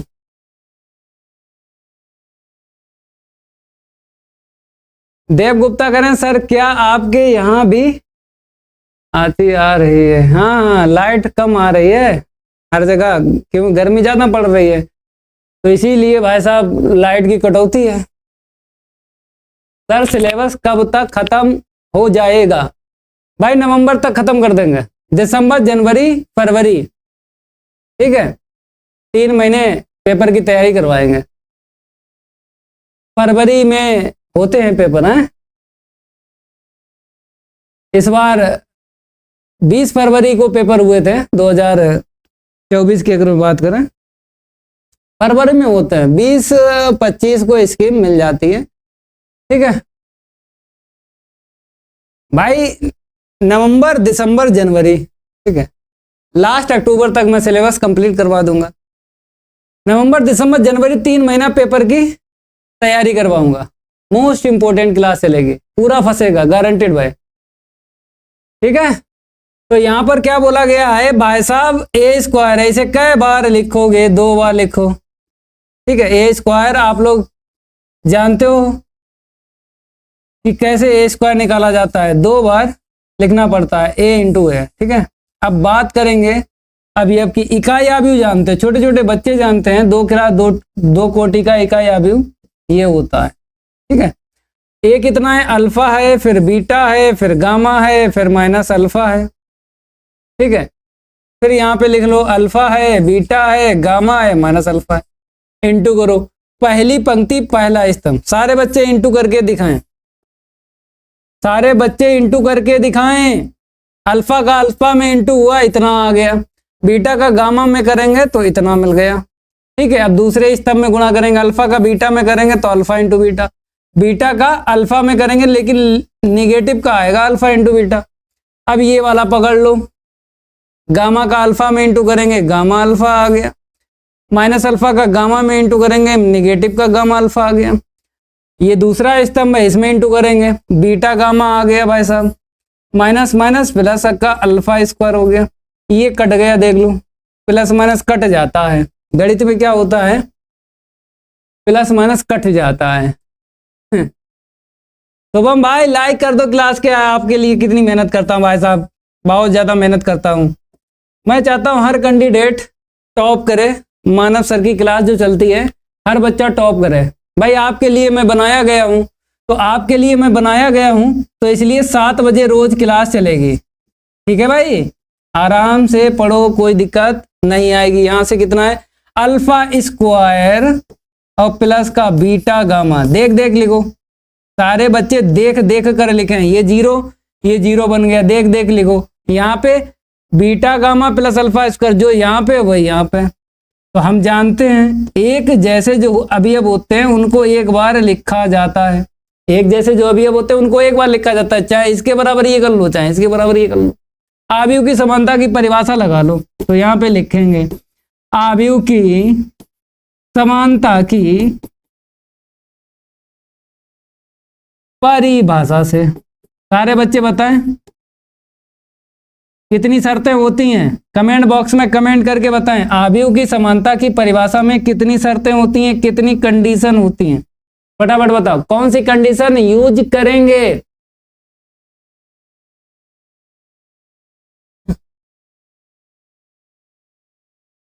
अरे सन्नी सैनी वो लाइट प्रॉब्लम की वजह से 3 दिन क्लास नहीं हो पाई, कोई दिक्कत नहीं है, विवेक यादव आज क्लास चलेगी, ठीक है, DSSB-TGT मैथ, हाँ आज क्लास 9 बजे चलेगी। प्रियांशु बाबू गजब, कौन सी शर्त लगेगी भाई? दूसरी शर्त लगेगी ना। आव्यूह की समानता की परिभाषा में दो कंडीशन होती हैं। पहली कंडीशन क्या होती है? दोनों आव्यूह की कोटियां क्या होती हैं? समान होती हैं। तो यहां पर देखो, दोनों आव्यूह की कोटियां क्या हैं? समान है, तो पहली शर्त यूज नहीं करेंगे। जब प्रश्न में अल्फा का मान, ए का मान, बी का मान निकलवाए, ठीक है, और बराबर के इस तरफ आव्यूह, बराबर के उस तरफ आव्यूह मिल जाए, तो आव्यूह की समानता की परिभाषा से दूसरी वाली शर्त यूज की जाती है। संगत अवयव बराबर किए जाते हैं। तो संगत अवयव मतलब सामने वाले अवयव बराबर कर दो। तो आप जानते हो सामने अवयव पहला पहले के बराबर कर दो, उत्तर आ गया। Alpha square plus beta gamma बराबर 1। अब 1 को इस तरफ लाएंगे क्योंकि सभी में 0 0 दिखाई दे रहा है, तो 1 को जब इस तरफ लाएंगे तो alpha square plus beta gamma minus का 1 बराबर 0। देखो उत्तर आया। देख भाई देख, alpha square plus beta gamma minus का 1 होना चाहिए, तो नहीं है, इसे पलट लो, माइनस से इंटू कर दो, तो 1 minus alpha square minus beta gamma बराबर 0। ऑप्शन सी करेक्ट होगा।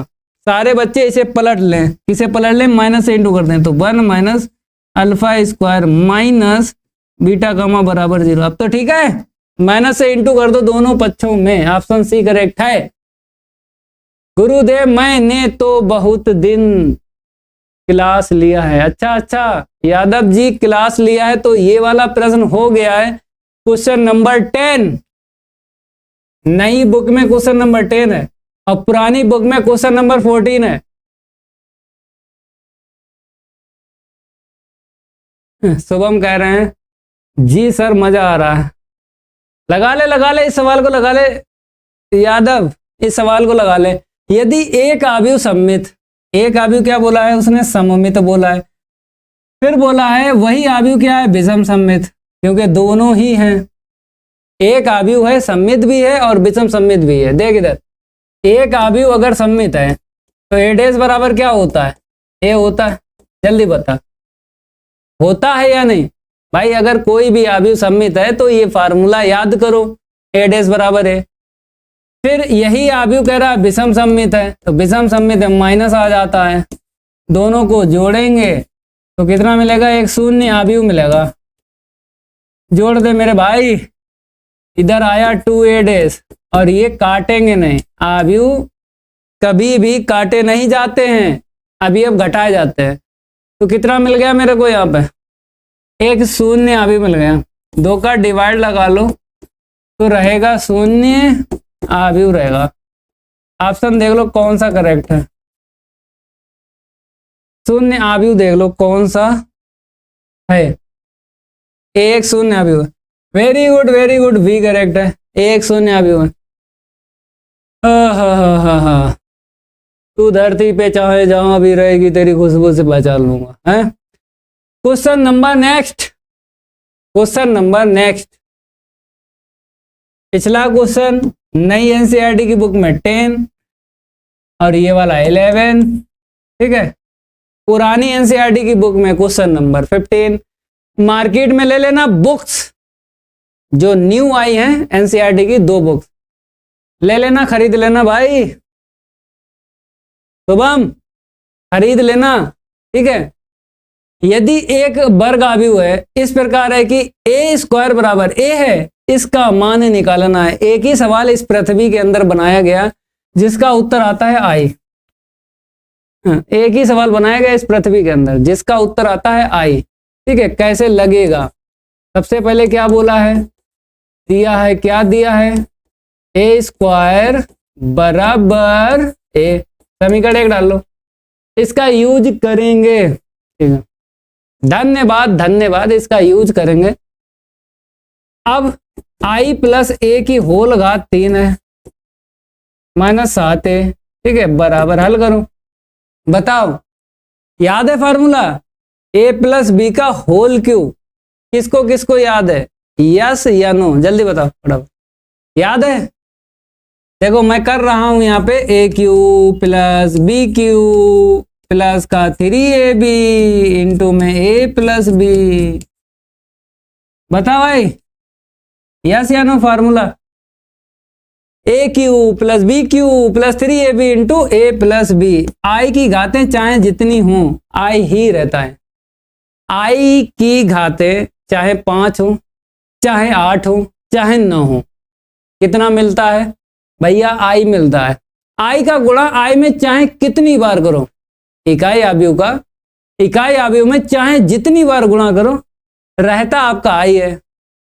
ठीक है, अब यहां पे ए क्यू है तो यहां से 2 घातें कम करो। जैसे 2 घातें कम करोगे तो भाई साहब देखो मैं आपको बता रहा हूं, जैसे यहां से एक ए निकाल लो, एक ए निकालिए, ए स्क्वायर बच गया। ए स्क्वायर का मान कितना? ए है, ए स्क्वायर का मान ए है, मैंने ए रख दिया। ठीक है भैया, एक ए यहां से निकाल दो, ए स्क्वायर बचा, ए स्क्वायर का मान ए यहां पे रख दिया। गुड, ठीक है। 3ai का अंदर गुणा करेंगे, 3ai का अंदर गुणा करेंगे तो आप जानते हो पहले a का i में इंटू करो तो a मिलेगा। पहले बाहर वाला सॉल्व कर दो, ये वाला भैया a का अगर i में इंटू करोगे तो a मिलेगा, b का i में इंटू करोगे b मिलेगा, p का i में इंटू करोगे p मिलेगा। b का i तो हो गया ना, अगर कुछ और है तो कुछ और आएगा। इकाई आव्यूह में किसी भी आव्यूह का इंटू होता है तो वही आव्यूह मिलता है। ठीक है, तभी मैंने ए का आई में इंटू करके ए लिख दिया। बात समझ में आई? हर एक कैंडिडेट के समझ में आ गई। ठीक है, और माइनस का 7 है जैसे का तैसा। आपने कहा जी सर ये तो समझ में आ गया। यहां से फिर बन गया ए स्क्वायर, ए इंटू ए स्क्वायर का मान ए रख दो, आ गया समझ में। फिर ए का आई में इंटू करेंगे, इतना आ गया। फिर ए का ए में करेंगे इंटू, इतना आ गया। बस ए का आई में इंटू करेंगे, ए मिलेगा, ए स्क्वायर का मान फिर समीकरण 1 से रख देंगे। क्यों भाई? गजब है गजब भाई। ए का इंटू कर रहे हैं, आई में ए मिलेगा, यहां से ए स्क्वायर का मान रख दो। आव्यूह कभी भी काटना नहीं है, क्योंकि 3 और 3 6 और 1 7 ऐसे करके तुम काटोगे, लेकिन काटना नहीं है। क्यों? क्योंकि अवयव को जोड़ा घटाया जाता है, तो इसीलिए आव्यूह को नहीं काटना है। अवयव को घटा देंगे तो ये क्या निकलेगा? शून्य आव्यूह निकलेगा। देखो आई, ठीक है, और यहाँ पे देखो 3 और 3 6 और 1 7, 7a माइनस 7 है, कितना आ गया? एक शून्य आव्यूह आ गया। उत्तर आया आई। विकल्प कौन सा करेक्ट है? पहले से ही मैंने बता दिया था कि कौन सा विकल्प करेक्ट है। हेलो, हाँ क्लास ले 8:30 बजे, यो 8:15 बजे से। ठीक है, करा था, अब 8:15 बजे आ जाइए। ठीक है, हाँ देख लल्ला देख, ये आ गया। ठीक है, अब ये हो गए क्वेश्चन। ठीक है, बात करेंगे उदाहरण की। ये उदाहरण 26 पुरानी बुक में है, लेकिन अगर उदाहरण 21 नई बुक में तो मैं लिख देता हूं। सारे कैंडिडेट क्या करें? उदाहरण 21 डालना। सभी भाई लाइक कर दें क्लास को। प्रियांशु बाबू, बाबू आया, बाबू आए। क्यों बाबू आए? कहता है ए दे रखा है, सिद्ध करना है ए की घात n बराबर इतना। अब कैसे सिद्ध करोगे? ये मेरा कथन है, ये मेरा आव्यूह है, ये मेरा क्या कथन है। कथन कैसे मैंने पता किया? ये कथन है। क्लास 11th में आपने पढ़ा होगा गणितीय आगमन। 3 स्टेप में सवाल को लगाया जाता, 3 स्टेप में। n बराबर 1 के लिए पहली स्टेप, n बराबर k के लिए दूसरी स्टेप, तीसरी स्टेप n बराबर k + 1। क्लास 11th का इसमें रूल लगेगा, बारी बारी से आपको सिखाएंगे। ठीक है, लेकिन इतना ध्यान रखना 3 स्टेप में ये सवाल लगेगा। गणितीय आगमन की विधि यहाँ पे लगेगी। ठीक है, पहले लिखेंगे दिया गया आव्यूह। सारे बच्चे क्या करें? दिया गया आव्यूह लिखना है। ए बराबर कितना दे रखा है? cos theta sin theta minus का sin थीटा cos थीटा। ठीक है, अब मेरा कथन, जो भी कथन है स्टेटमेंट बोलते हैं कथन को। ए की घात n बराबर, ये क्वेश्चन फेमस है, तैयार कर लेना। ठीक है, सारे बच्चे इस क्वेश्चन तैयार करें, आ जाता है पेपर में। एक ही क्वेश्चन है और आपको तैयार कर लेना, बाद में ये ना कहना कि गुरुजी ने बताया नहीं, ठीक है। तैयार कर लेना, ठीक है। स्टेप फर्स्ट में क्या बताया था, n बराबर 1 के लिए, n बराबर 1 के लिए पहली स्टेप एकदम सरल है, दूसरी स्टेप बहुत ज्यादा सरल है, तीसरी स्टेप आपको समझनी है। पहली स्टेप में n बराबर 1 के लिए, पहली स्टेप जो होती है वो किसके लिए होती है, संख्या के लिए होती है। पहली स्टेप किसके लिए होती है, संख्या के लिए। जो मर्जी हो n बराबर रख दो, सबसे सरल कैलकुलेशन n बराबर 1 के लिए होगी, तो इसीलिए मैंने n बराबर 1 ले लिया। आप चाहो n बराबर 2 ले लो, 3 ले लो, आपकी मर्जी है, क्योंकि पहली स्टेप संख्या के लिए होती है। पहली स्टेप क्या होती है, संख्या के लिए। जैसे कोई श्रेणी है मेरे प्यारे दोस्त, क्या है, कोई श्रेणी है, जैसे 1 2 3 4 ऐसा करके, ठीक है। फिर यहाँ पे क्या आएगा, n आएगा, यहाँ पे n+1, ठीक है। तो पहली स्टेप जो होती है वो संख्या के लिए होती है, ठीक है। ये स्टेप फर्स्ट हो गई। फिर उसके बाद ये वाली स्टेप दिखाना पड़ेगी, तो ये स्टेप दिखाने से पहले ये वाली स्टेप दिखाना पड़ेगी। सॉरी भाई, पहले क्या मिला, n मिला, ये दूसरी स्टेप है, ये तीसरी।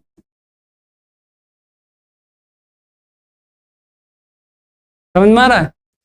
तो पहली स्टेप संख्या के लिए n बराबर 1 रख दो, LHS बराबर RHS आना चाहिए, दोनों बराबर आए। जैसे मैंने कहा आपसे कि अगर LHS ले लो, आपने कहा जी सर LHS ले लो, कथन का लेना है, ये LHS है, ये RHS है, तो बन रखोगे तो बन घात ना लिखो, ठीक है। ये RHS में n बराबर 1 रख दो, n बराबर 1 रख दो तो कॉस थीटा यहाँ पे रख दो, तो साइन थीटा यहाँ पे रख दो, माइनस का साइन थीटा यहाँ पे रख दो, कॉस थीटा, ठीक है। ये क्या है, समीकरण 1 से देखो, ये समीकरण 1 डाल लो भाई, ठीक है भाई। तो cos theta sine theta minus sine theta और कॉस थीटा, ठीक है। ए रख दो, कहाँ से रखा है, ये उत्तर तो तुम्हारा मिल गया LHS बराबर RHS, लेकिन कहाँ से रखा है, ये एक कहाँ से रखा है भाई, समीकरण 1 से रखा है। तो LHS बराबर RHS आ गया, LHS बराबर क्या आ गया, RHS। दिया गया कथन क्या हो गया, सत्य। लिख दो, सारे कैंडिडेट लिखें, दिया गया कथन, दिया गया कथन n बराबर 1 के लिए, दिया गया कथन n बराबर 1 के लिए क्या है, सत्य है। बता भाई, पहली स्टेप समझ में आई, समझ, पहली स्टेप आ गई, ठीक है। अब दूसरी स्टेप देख ले, इसे मैं हटा देता हूं क्योंकि एक श्रेणी होती है, श्रेणी में पहली स्टेप संख्या के लिए होती है, दूसरी ये, तीसरी लास्ट वाली। अब n बराबर k के लिए, n बराबर k के लिए स्टेप आपकी सेकंड है। सारे बच्चे क्लास को लाइक कर दें, सारे बच्चे क्या कर दें, क्लास को लाइक कर दें। तो यहाँ पे मैं आपको बताना चाहूंगा, ठीक है। देखो, जब n बराबर आपने 1 लिया, कुछ भी ले लो संख्या के लिए, अगर ये संख्या के लिए सत्य है तो k के लिए पहले से सत्य हो जाएगा, क्योंकि k भी एक संख्या ही है। k के स्थान पे 1 रखो, 2 रखो, 3 रखो। तो अगर n बराबर 1 के लिए सत्य है पहली स्टेप, तो k के लिए सत्य होगी, डायरेक्ट लिखना पड़ेगी। क्यों, क्योंकि k के स्थान पे 1 रख दो, तो 1 के लिए स्टेप मैंने सत्य बता दी। देखो, अब 1 रखो, 2 रखो, 3 रखो, ठीक है, सत्य आएगा। तो k के लिए जो है डायरेक्ट लिख दो, माना n बराबर k के लिए, k के लिए दिया गया कथन, k के लिए दिया गया कथन सत्य है। डायरेक्ट यहाँ पे लिख दो, डायरेक्ट, क्योंकि k भी एक संख्या ही है, ठीक है। और संख्या के लिए पहले स्टेप में मैंने कथन को सत्य बता दिया।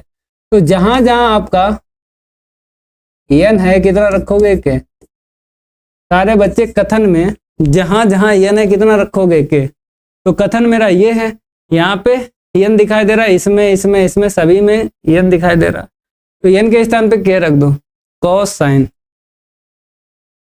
यहाँ पे लिखेंगे कॉस, फिर क्या है भाई साहब, कॉस के बाद में क्या बताया है, साइन बताया, साइन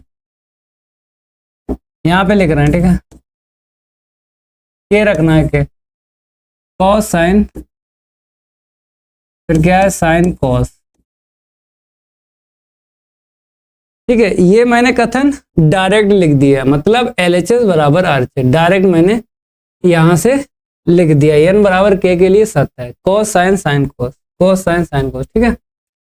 तीसरी स्टेप समझना पड़ेगी, देखो पहले स्टेप में कोई दम नहीं है, दूसरी स्टेप में कोई दम नहीं है, तीसरी स्टेप में आपको क्या करना है, दूसरी स्टेप का यूज होगा, क्यों, k+1 किससे आया बताओ, सारे बच्चे बताएं k+1 कहां से आया, k में अगर एक जोड़ा तभी k+1 आया, तो k+1 स्टेप थर्ड में यूज करेंगे तो इसका जरूर यूज होगा, स्टेप थर्ड में स्टेप 2 का यूज होता है, पार्ट आपने पढ़ा होगा गणितीय आगमन क्लास 11th में, तो क्लास 11th की कहानी है, थोड़ी सी सीखो। तो यहाँ पे मैं लिख रहा हूं माना n बराबर k+1 के लिए, याद रखना स्टेप थर्ड में अगर आपको कथन सत्य बताना हो तो स्टेप 2 का यूज करना पड़ता है, स्टेप थर्ड में किसका यूज होता है,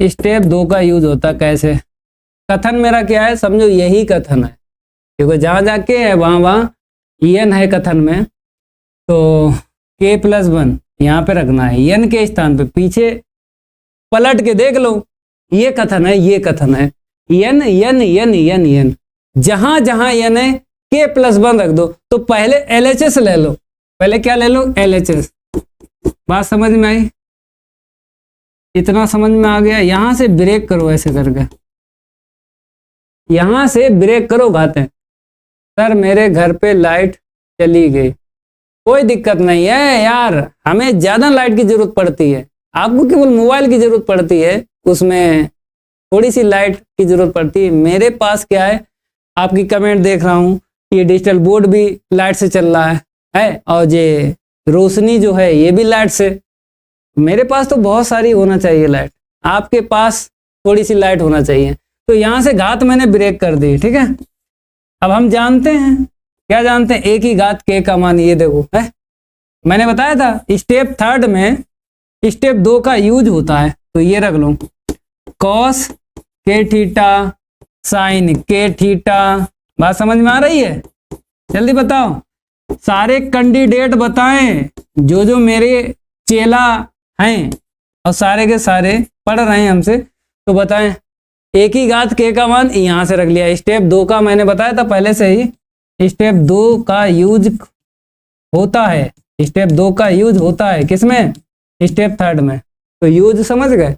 अब a है, यहाँ पे a का मान, पीछे से देख लो, देख लो, cos sine minus sine cos, ये वाला रखेंगे, कोस साइन, यहाँ पे रखो कोस, फिर साइन माइनस का साइन कोस, बात समझ में आई।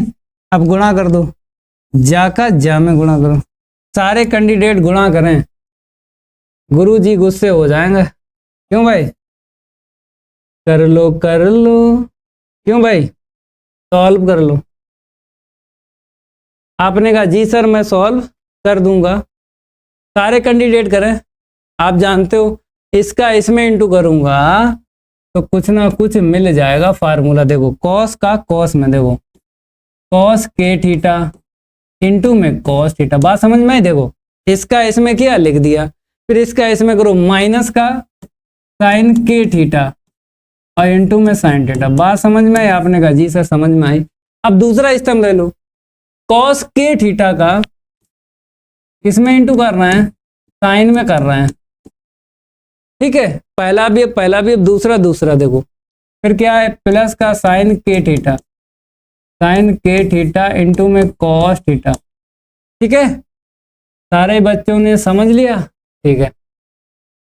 अब ये ले लो, दूसरी पंक्ति ले लो, 1 बाय 1 स्तंभ में गुणा कर दो, पहला भी है तो माइनस का साइन के थीटा और इनटू में क्या दिखाई दे रहा है, कॉस, ठीक है, इसका इसमें हो गया। फिर इसका इसमें करोगे माइनस का कॉस के थीटा और इनटू में साइन थीटा। बता भाई, इसका इसमें इनटू हुआ, ओके। अब ये उठाओ, इसमें कर दो इनटू, ठीक है। साइन का साइन में करेंगे निगेटिव तो मिलेगा ना, साइन के थीटा इनटू में साइन थीटा, ओके।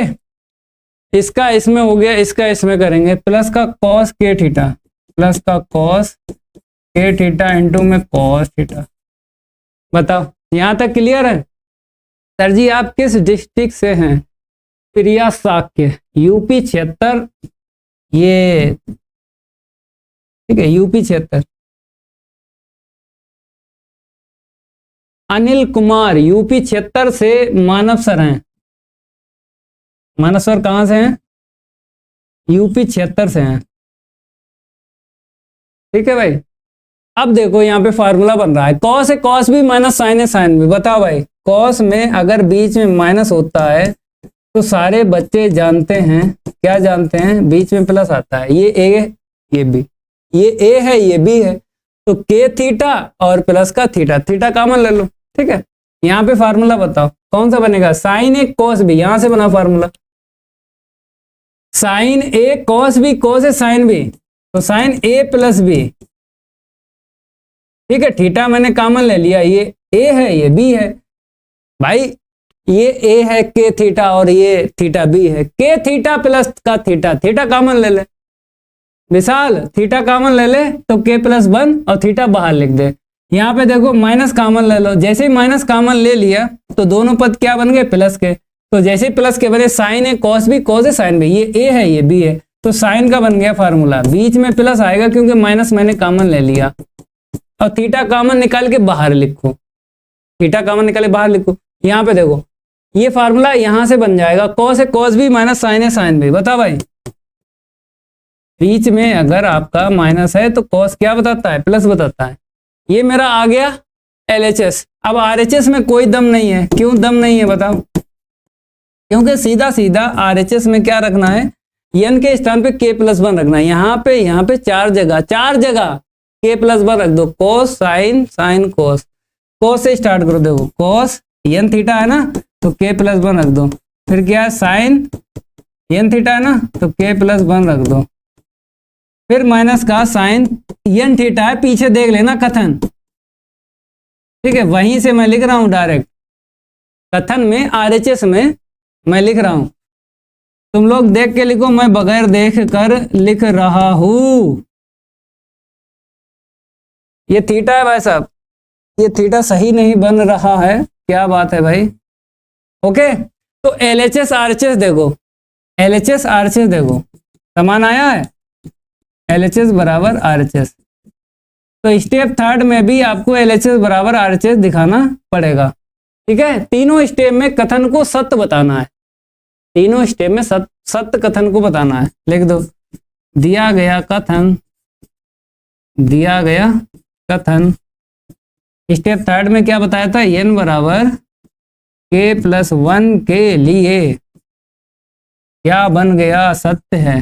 तीनों स्टेप में आपको सत्य बताना, बस याद रखना, अगर सवाल आ जाए तीनों स्टेप में कथन को सत्य बताना है, तीनों स्टेप में कुछ भी हो जाए तीनों स्टेप में कथन को सत्य बताना है। सवाल आएगा, अच्छा सवाल है, रिपीट हुआ है बोर्ड के पेपर में, तैयार कर लेना। पहली स्टेप में n बराबर 1 मतलब LHS बराबर RHS आपको दिखाना है, दूसरी स्टेप में डायरेक्ट आपको n के स्थान पे k रख दो, हो गया कथन सत्य। तीसरी स्टेप आपको समझनी है, जहां जहां n है k प्लस 1 रख दिया, ब्रेक करके a की घात k यहां से रखा, स्टेप 2 का मैंने यूज किया, फिर a का मान प्रश्न से रखा, फिर गुणा करके इतना आ गया, इतना ही उत्तर RHS का निकला है, तो इसीलिए कथन क्या हो गया, सत्य हो गया, ठीक है। प्रिया साक्य, ये उदाहरण आपके समझ में आ गया, ठीक है। अगला उदाहरण देखो फटाफट, सारे कैंडिडेट पुरानी बुक से उदाहरण आपका 27 है, पुरानी बुक से उदाहरण 27 है, लेकिन अगर नई बुक की मैं बात करूं, एनसीईआरटी की नई बुक, तो 22 उदाहरण है। 22 है, 22, क्योंकि 21 में लगा चुका हूं। किसके किसके पास है नई बुक, फटाफट बता दे, फटाफट बताओ किसके किसके पास नई बुक्स है। चलिए कोई दिक्कत नहीं है, ये देखिए, यदि ए तथा बी समान कोटि के सममित आव्यूह हैं, सममित का मतलब है ए डैश बराबर ए, बी डैश बराबर बी, सिद्ध करना है ए बी सममित, यदि और केवल यदि ए तथा बी क्रम भिन्न में है, अर्थात ए बी बराबर बी है। चलो ए बी बराबर बी है, ये भी आपको दिया गया है। यदि का मतलब क्या होता है, दिया है। तो ए बी बराबर बी ए दे रखा है पहले से, सारे कैंडिडेट क्या करें, क्रम विनिमय नियम दे रखा है, जानते हो, ए बी बराबर बी है, आपने पढ़ा होगा ना, बेसिक में मैंने पढ़ाया था, ए बी बराबर बी है। समीकरण नंबर 1 डाल दो। विशाल ये पढ़ा होगा आपने, ठीक है। अब उसने बोला है कि ये भी दिया है, क्योंकि यदि लिखा है, ये देखो यदि का मतलब क्या होता है, दिया है, तो समान कोटि क्या है, सममित आव्यूह, तो लिख दो डायरेक्ट, क्या दिक्कत है। समीकरण नंबर 2 डाल दो, ए डैश बराबर है, बी डैश बराबर बी, मेरे को सिद्ध करना है, सिद्ध करना, दर्शाइए, दर्शाइए लिखा, सिद्ध करना, ए बी सममित है, तो क्या लेके चलोगे, डैश लेके चलो। अब इसमें क्या लगा लो भाई साहब, गुणधर्म लगा लो, याद है गुणधर्म, बाद वाला पहले, पहले वाला बाद में। हर बच्चे को तैयार हो, मैंने गुणधर्म बताया था 3.3 प्रश्नावली में बताया था ना, बाद वाला पहले, पहले वाला बाद में, याद होना चाहिए। अब इसके बाद देखो, बी डैश बराबर क्या है, समीकरण 2 से, और समीकरण 2 से ही दोनों मान रख दो। आपने कहा जी सर, समीकरण 2 से ही दोनों मान मैंने रख दिए। विशाल ओके, अब मेरे को लाना है ए बी, मतलब ए बी का डैश है, तो यहाँ पे ए बी लाना है। तो ए बी कैसे आएगा, अगर ए बी आएगा तभी तो सिद्ध हो पाएगा सममित आव्यूह। तो यहाँ पे बी ए है, लाना मेरे को ए बी है, तो बी ए के बराबर यहाँ पे क्या दे रखा है, ए बी दे रखा है, लिख लो। कहाँ से, समीकरण 1 से। डैश के अंदर जो होता है वही आना चाहिए, डैश के अंदर जो होता है वही आना चाहिए। तो डैश के अंदर क्या है, ए बी है, तो ए बी ही आना चाहिए। अगर बी ए आ गया ना तो सवाल गलत हो जाएगा, टीचर नंबर काटेगा। तो प्लस का ए बी ही आना चाहिए, मेरा आ चुका है। तो ए बी का होल डैश बराबर प्लस का ए बी आया है, तो ए बी क्या हो गया, एक सममित आव्यूह, एक सममित आव्यूह।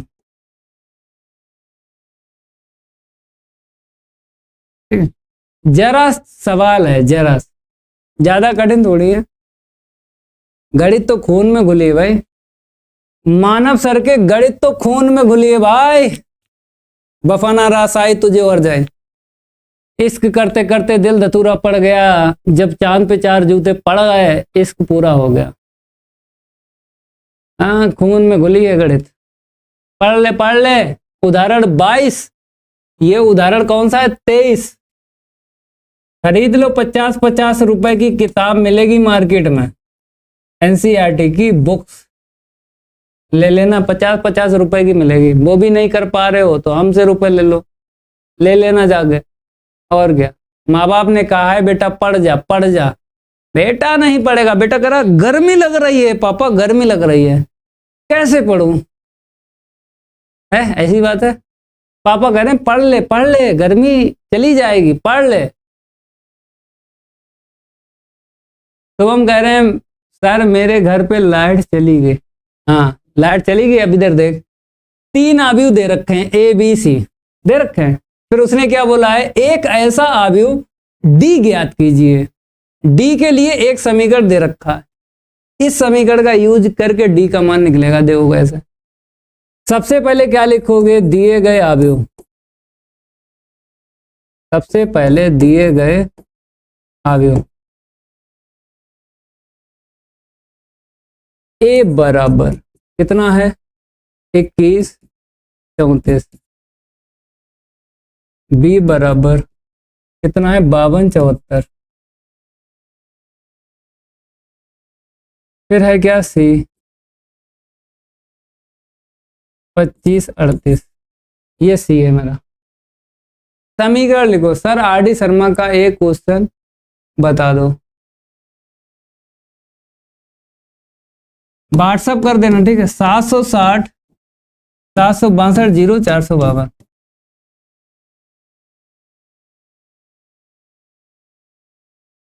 क्या करोगे, व्हाट्सअप मैसेज कर देना, ठीक है। आर डी शर्मा का भी बता देंगे विशाल, आर डी शर्मा का भी बता देंगे, ठीक है। मैसेज कर देना। समीकरण लिखो।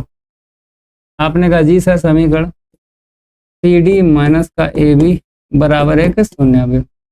तो सी डी के बराबर कितना लिख दो, ए बी, पक्षांतर कर दो। अब हमें पता है मेरे को निकालना है डी।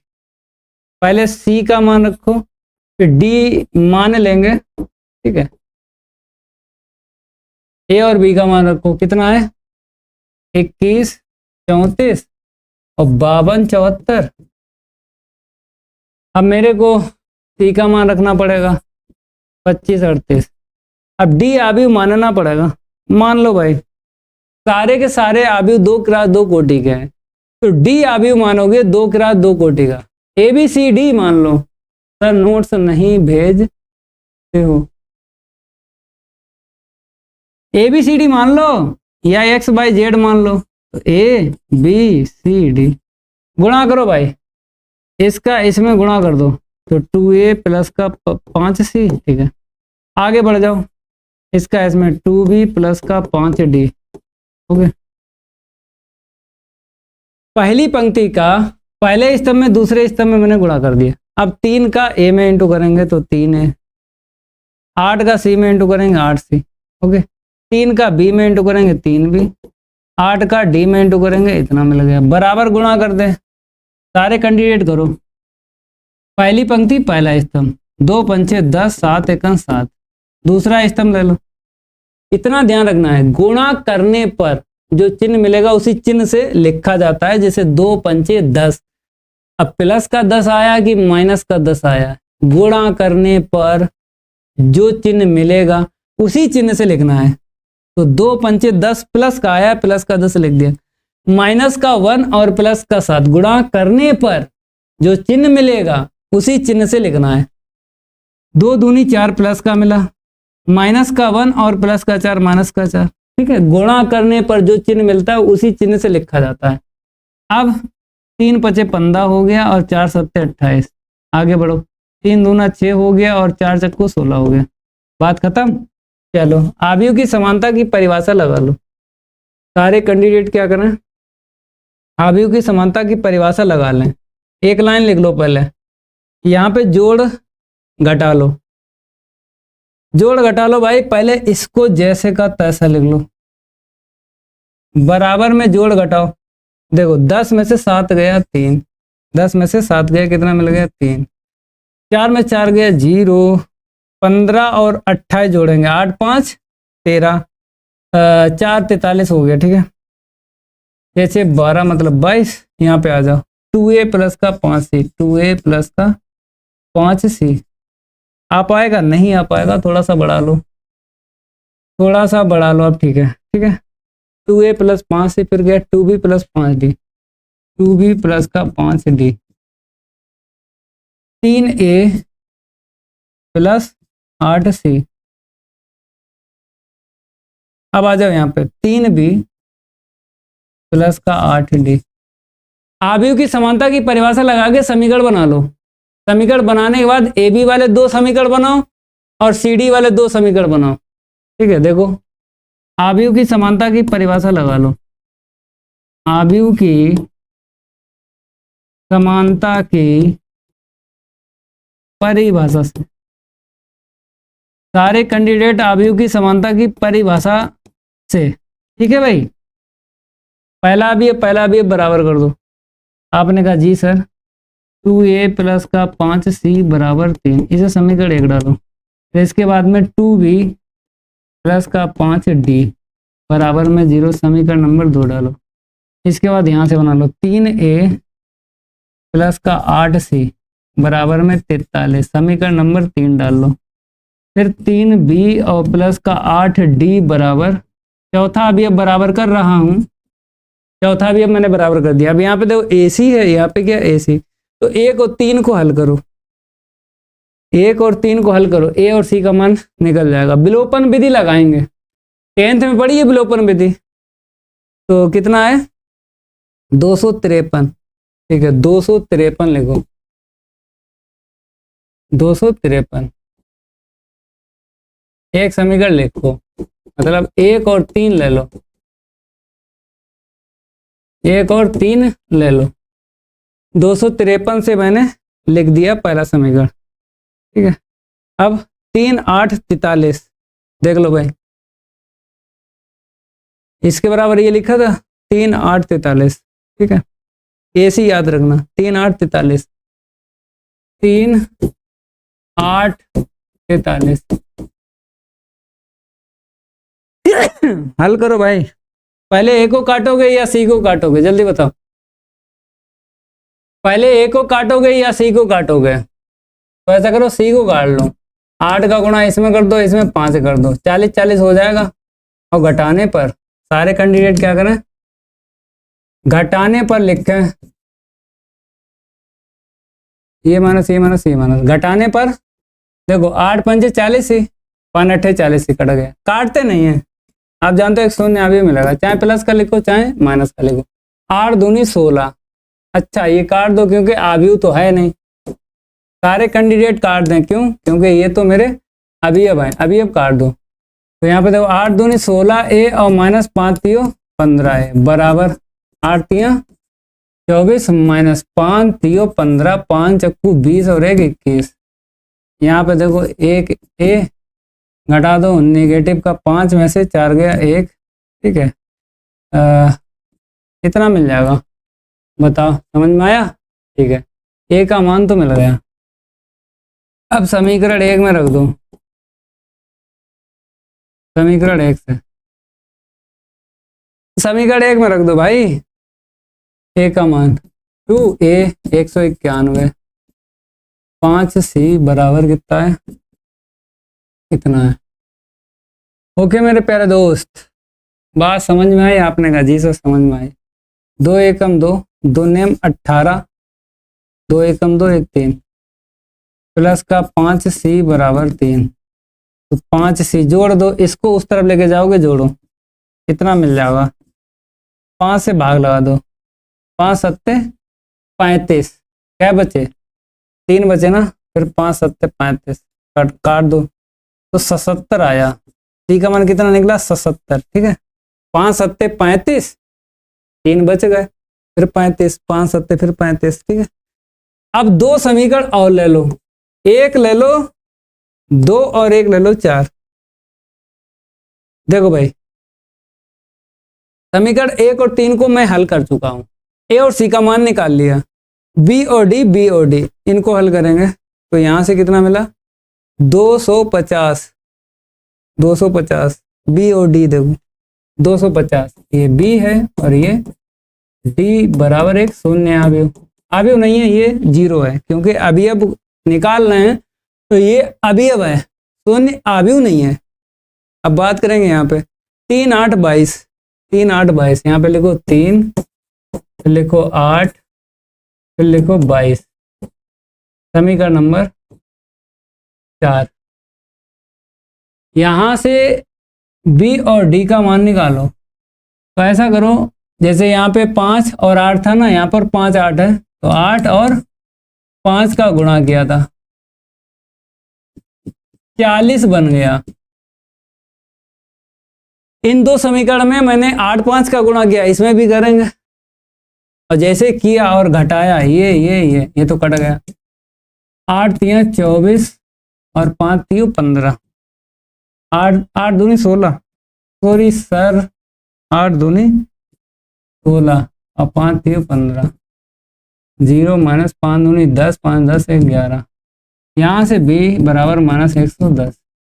B का मान उठा के किस में रख दो, चाहे जिसमें रख दो, B का मान उठा के समीकरण, अच्छा मैंने समीकरण 2 लिया था, 2 4 लिया था, यहाँ पे 2 कर लो क्योंकि 1 मैं ले चुका हूं ना, ये 2 और 4 है।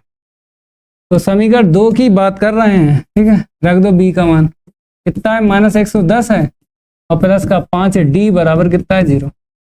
2 का गुणा करो, पक्षांतर कर दो, तो 5d जैसे का तैसा, 11 दूनी 22, 220। सर हमेशा वीडियो अपलोड कीजिए प्लीज।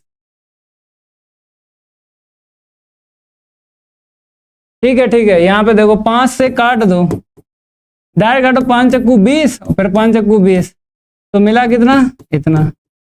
ठीक है, अब क्या करो, a और b और c और d के मान रख दो, किसमें से एक जो अवयव निकलवाया गया कौन सा है, यहाँ पे देखो d निकलवाया गया, तो d देखो कैपिटल D बराबर a b c d।